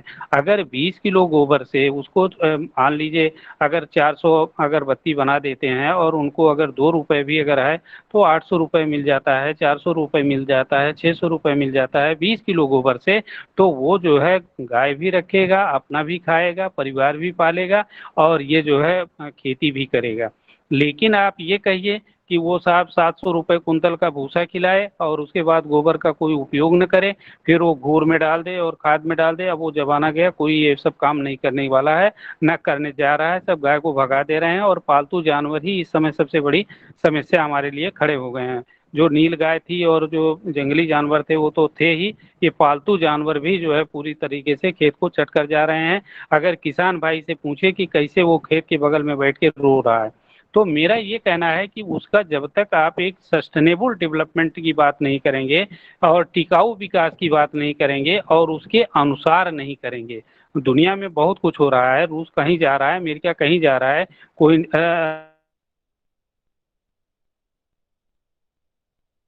अंबानी साहब बहुत कर सकता है, भाई क्या कर सकता है, ये बात जो है पहले हमको विचार करना पड़ेगा। और जब परिवार में 10 लोगों की एम्प्लॉयमेंट की बात हम करें, हमने छोटा छोटा किया है भाई, अगर आपके पास जरा से पानी है, एक जो है 4x5 का वो बना लीजिए टैंक बना लीजिए, उसमें एजोला डाल दीजिए और वो सुपर फूड है, अपने जानवर को खिला दीजिए, शाम को जो है 200 ml दूध बढ़ जाएगा। अगर आप परेशान हैं तो स्पाइरुलिना कल्टीवेशन है, ब्लू ग्रीन एल्गा है जो तालाब में मिलता था, उसको जरा से आप कल्चर कर लीजिए और उसका 250 मिलीग्राम का कैप्सूल खा लीजिए, आपको दिन भर भूख नहीं लगेगी। तो पता लगा कि वो जो है कुपोषण की बात हो रही है, सारा कुछ बात हो रही है कि कैसे लोगों को विटामिन ए मिले, vitamin A, B, C, D, जितना जो है फोलिक एसिड सब कुछ उस ब्लू ग्रीन एल्गा में है। और वो भी एक ब्लू ग्रीन एल्गा जिसको कहते हैं नील हरित काई है, तालाब में फ्री में मिलती है, उसमें कुछ आपको करने नहीं है। अमेरिका वाले उस काई को कई करोड़ में इंडिया में बेच रहे हैं, एमवे वाले स्पाइरुलिना कैप्सूल बना के बेच रहे हैं, और हम अपनी काई को काई ही समझ रहे हैं। आज 70 साल में हमने अपनी काई को काई ही समझा, एजोला को एजोला नहीं समझा। एक इक्वेटिक फंड है जिसको आप धान के खेत में डाल दें, यूरिया डालने की जरूरत नहीं है। उसको अगर आप सुखवा करके जानवर को दे दें, आपका जानवर स्वस्थ हो जाएगा, कैल्शियम बढ़ जाएगा, पोटेशियम बढ़ जाएगा, दूध की क्वालिटी बढ़ जाएगी, दूध की क्वांटिटी बढ़ जाएगी। भैया इस काम को करने में क्या परेशानी है आपको? हींग लगे ने फिटकरी रंग चोखा चोखा। हमने लाख की खेती कराई, एक पेड़ से 4 महीने में 10,000 की लाख हो रही है। कोई एक पेड़ आप लगा दें, उस पर लाख लगा दें, 10 पेड़ लगा दें, लखपति बन गए। आप उसको जो है कुछ काम करने नहीं है आपको। अगर आप धान गेहूँ चना मटर की खेती कर रहे हैं तो उसके किनारे किनारे लगा दें, अगर जितना आपको धान गेहूँ पैदा होगा उससे ज़्यादा लाख हो जाएगी। और लाख पूरे वर्ल्ड में केवल भारत में होती है, हम 100 देशों को निर्यात कर रहे हैं। और सोने की चिड़िया अंग्रेजों को पता थी भारत में जो है, उन्होंने वो करके और ले जाते रहे लाख, और आज स्वतंत्रता के इतने सालों बाद तक हम लाख उन्हीं को भेज रहे हैं। आप बताइए, इतना गुस्सा आता है कि जो पेड़ पौधे लग रहे हैं, कई करोड़ जो है पेड़ पौधे उसमें कागज में लग रहे हैं, लेकिन अगर एक पेड़ से एक आदमी को 10,000 रुपया मिल रहा है तो आप बता दीजिए कि वो पेड़ काटेगा या पेड़ की पूजा करेगा? तो अगर 10 पेड़ वो लगा लेता है, लखपति बन जाता है, चारों तरफ oxygen, carbon dioxide, carbon credit, जो क्लाइमेट चेंज, ग्लोबल वार्मिंग, सब कुछ अपने आप सही हो जाता है। तो अगर जो है इन फ्लोरा फाना को, जो माइक्रोस्कोपिक फ्लोरा फाना है, अभी केवल एक इलेक्ट्रॉन माइक्रोस्कोप से दिखने वाला कोरोना वायरस आया है और पूरे वर्ल्ड को उसने थका दिया है। तो ऐसे हमारे पास फ्लोरा फाना है। अभी तो ये हानिकारक था, जो है हार्मफुल वायरस है, लेकिन अभी हमारे जो बेनिफिशियरी बैक्टीरिया हैं, बेनिफिशियरी जो है फंगस हैं, बेनिफिशियरी वायरस हैं, उनकी हमने पहचान ही नहीं की। अरे ये कई करोड़ों में हैं जो फ्री ऑफ कास्ट में बिना टीए लिए, बिना डीए लिए आपके लिए काम कर रहे हैं। वो लाख का कीड़ा है, 4 महीने में आपको 10,000 की लाख दे रहा है। हम इतने अपाहिज हैं कि पूरा पेड़ काटे जा रहे हैं। हम कहते हैं पेड़ हम नहीं लगाएंगे। तो आप ये बता दीजिए, पेड़ कौन लगाएगा? वो गरीब क्यों पेड़ लगाएगा? उसको ये समझ में आ जाए कि इस पेड़ पर लगाने पर, और वो पेड़ कौन है? पलाश के हैं, बेर के हैं, बबुल के हैं, पीपल के हैं, गूलर के हैं, जंगल जलेबी है, कुसुम है, गलवांग है, शिरीष है। ये ऐसे पेड़ हैं जो पीपल आप कहीं लगाते नहीं हैं। आप देखिए वो छत पर भी उगाता है, कहीं कहीं जो है जहाँ भी होता है वहाँ उगाता है, और वो जल्दी खत्म भी नहीं होता है। अगर एक पीपल का पेड़ आपको 50-60 हजार की लाख दे रहा है और 16 टन ऑक्सीजन दे रहा है, तो भैया इस काम को करने में आप लोगों को क्या परेशानी है? तो जितने लोगों को एक थोड़ा सा क्षमा चाहूंगा, ये मेरा यही कहना है संक्षेप में कि जो है जो नीड बेस्ड रिसोर्स, इसमें भाषण की कोई जरूरत नहीं है। जो व्यक्ति विशेष है, जो आदमी के पास संसाधन है, उस संसाधन में हमको जो है जहाँ जाना हो, हमको वो टेक्नोलॉजी बता करके उसको अपने पैरों पर प्रति माह उसको एक आय का साधन देना है। तभी हमारे कंट्री का और जो है हमारे प्रदेश का, देश का, सभी का जो है विकास संभव है। अदरवाइज हम लोग अपनी बातें करते रहेंगे, सरकार अपनी बातें करता रहेगा, और जो गरीब है वो अपनी बातें करेगा और सुनेगा और चला जाएगा। तो मैं ये बहुत अच्छा सेमिनार आपने आयोजित किया है, इसलिए मैं कह रहा हूँ कि जो है इनको जो रिसोर्स बेस है, जो भी भाई लोग सुन रहे हैं, अगर वो चाहें तो इलाहाबाद में यहाँ हमने 50 एकड़ में डेवलप किया है।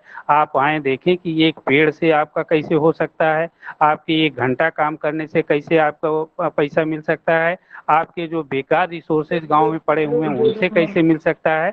इसको सब यहाँ आकर के देख के, सीख करके, समझ करके कर सकते हैं। और चूंकि मैं समय ज़्यादा नहीं लेना चाहता हूँ और समय बहुत हो भी गया है, अब जो है मैं केवल एक ही बात करना चाहता हूँ कि अब भाषण बंद हो और इसको व्यवहारिक रूप में नीचे स्तर पर 10 लोगों को रिहेबिलिटेट करने का काम किया जाए। बहुत बहुत धन्यवाद। हेलो। बहुत बहुत धन्यवाद सर।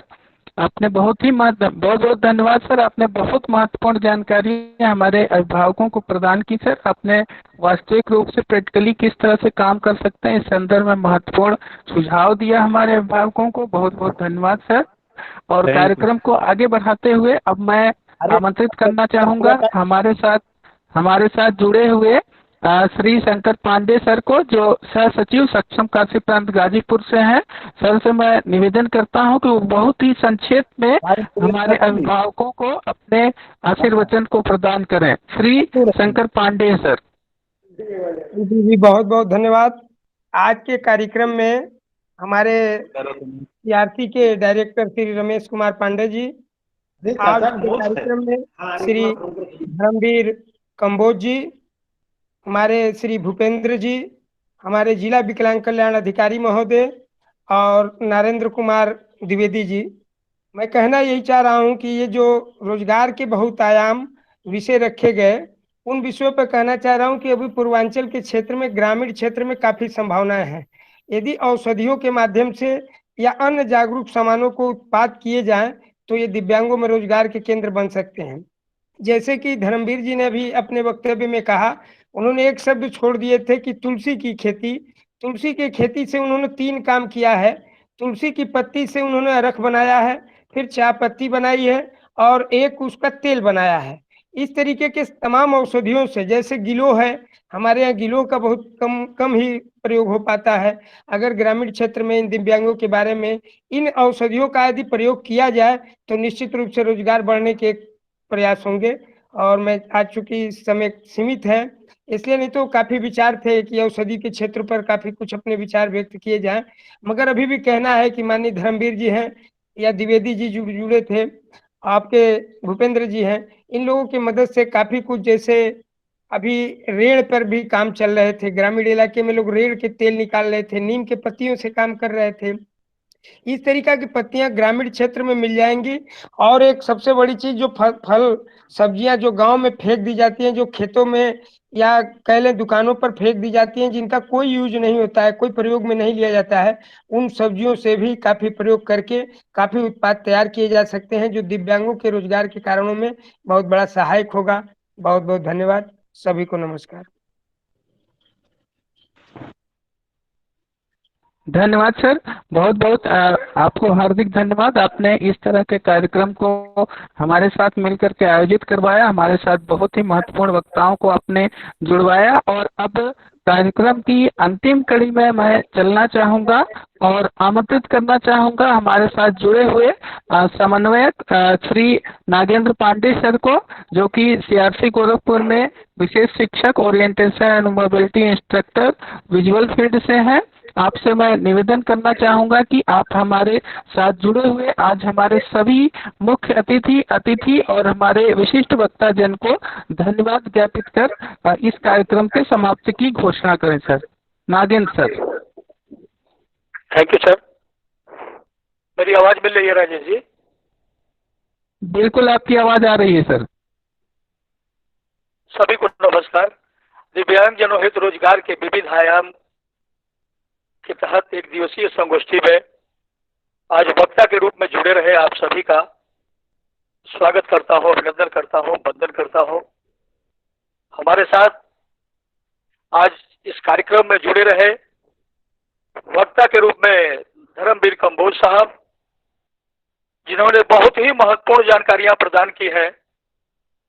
ये भाव, ये प्रेरणा हमारे दिव्यांग जनों के रोजगार हेतु निश्चित ही मील की पत्थर साबित होगी। मैं सीआरसी परिवार की तरफ से उन्हें आभार प्रकट करता हूं। बहुत बहुत आभार सर। दूसरे हमारे साथ वक्ता के रूप में जुड़े रहे भूपेंद्र त्रिपाठी सर, नरेंद्र कुमार विश्वकर्मा सर, जो जिला दिव्यांगजन सशक्तिकरण अधिकारी के रूप में गाजीपुर जिले में विराजमान है।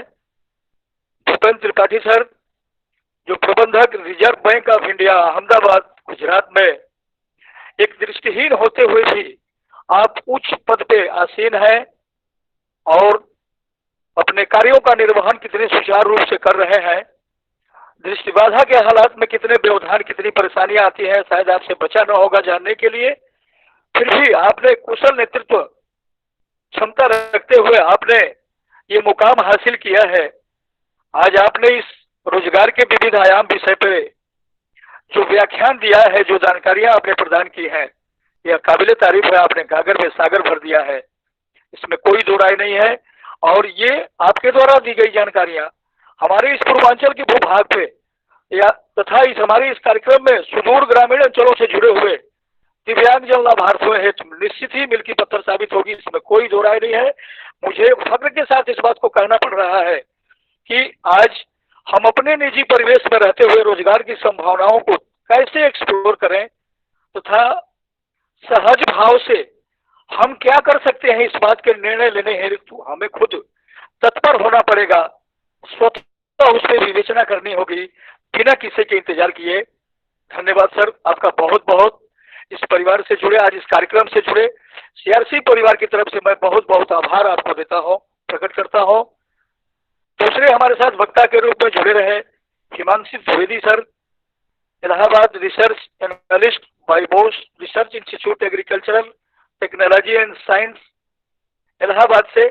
सर आपके द्वारा भी दी गई जानकारियां हमारे दिव्यांगजनों के कल्याणार्थ बहुत ही उपयोगी है। और सबसे अच्छी चीज यह है कि आपके द्वारा जो सरल भाव से, सरलतम ढंग से कि हम अपने ग्रामीण परिवेश में रहते हुए भी बिना किसी के इंतजार किए, अब इंतजार किस बात का, हम इस इनिशिएटिव लें और अपने उस ओन परिवेश में रहते हुए क्या बेहतर ढंग से करके अपना जीविकोपार्जन के रास्ते ढूंढ सकते हैं। स्वतः मंथन, चिंतन और मनन की आवश्यकता है। और यदि तीनों के द्वारा यदि हम इस चीज के, इस विषय पे फोकस करते हैं तो निश्चित ही उत्तर हमारे सामने आएगा, हमें अब भटकने की आवश्यकता नहीं है। बहुत बहुत आभार सर आपके प्रति। दूसरे हमारे साथ कार्यक्रम के सहयोगी के रूप में जुड़े रहे गाजीपुर से सह सचिव सक्षम शंकर पांडे सर, आपको भी बहुत बहुत धन्यवाद, बहुत बहुत आभार सर। आपने कार्यक्रम में अपनी रुझान दिखाई, आपने कार्यक्रम में सहयोग प्रदान किया और इस पूर्वांचल के विभाग पे रोजगार से संबंधित आयोजन की इस पहली गोष्ठी में अपने सक्रियता दिखाई, इसके लिए सीआरसी परिवार की तरफ से बहुत बहुत धन्यवाद। बधाई के पात्र आप हैं।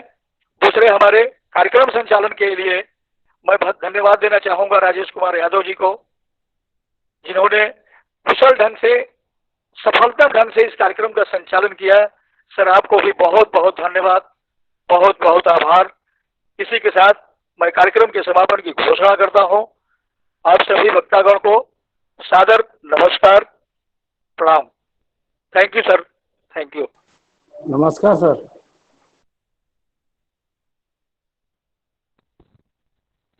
सर अब हमारा कार्यक्रम समाप्त हो चुका है। आप सभी लोग जो भी हमारे साथ जुड़े हुए हैं कृपया फीडबैक लिंक को जरूर भर दें, और क्योंकि फीडबैक लिंक कम से कम 10-20 मिनट तक खुली रहेगी, उसके बाद वो बंद हो जाएगी। तो आप लोग कार्यक्रम से फीडबैक लिंक भर के बारी बारी से कार्यक्रम को छोड़ दें, क्योंकि अब कार्यक्रम आधिकारिक रूप से समाप्त हो चुका है। धन्यवाद, नमस्कार। नमस्कार, धन्यवाद। नमस्कार सर, नमस्कार सर, धन्यवाद सर। अब कार्यक्रम समाप्त हो गया सर। थैंक यू हमारे साथ जुड़ने के लिए। नमस्कार सर। नमस्कार, नमस्कार, नमस्कार।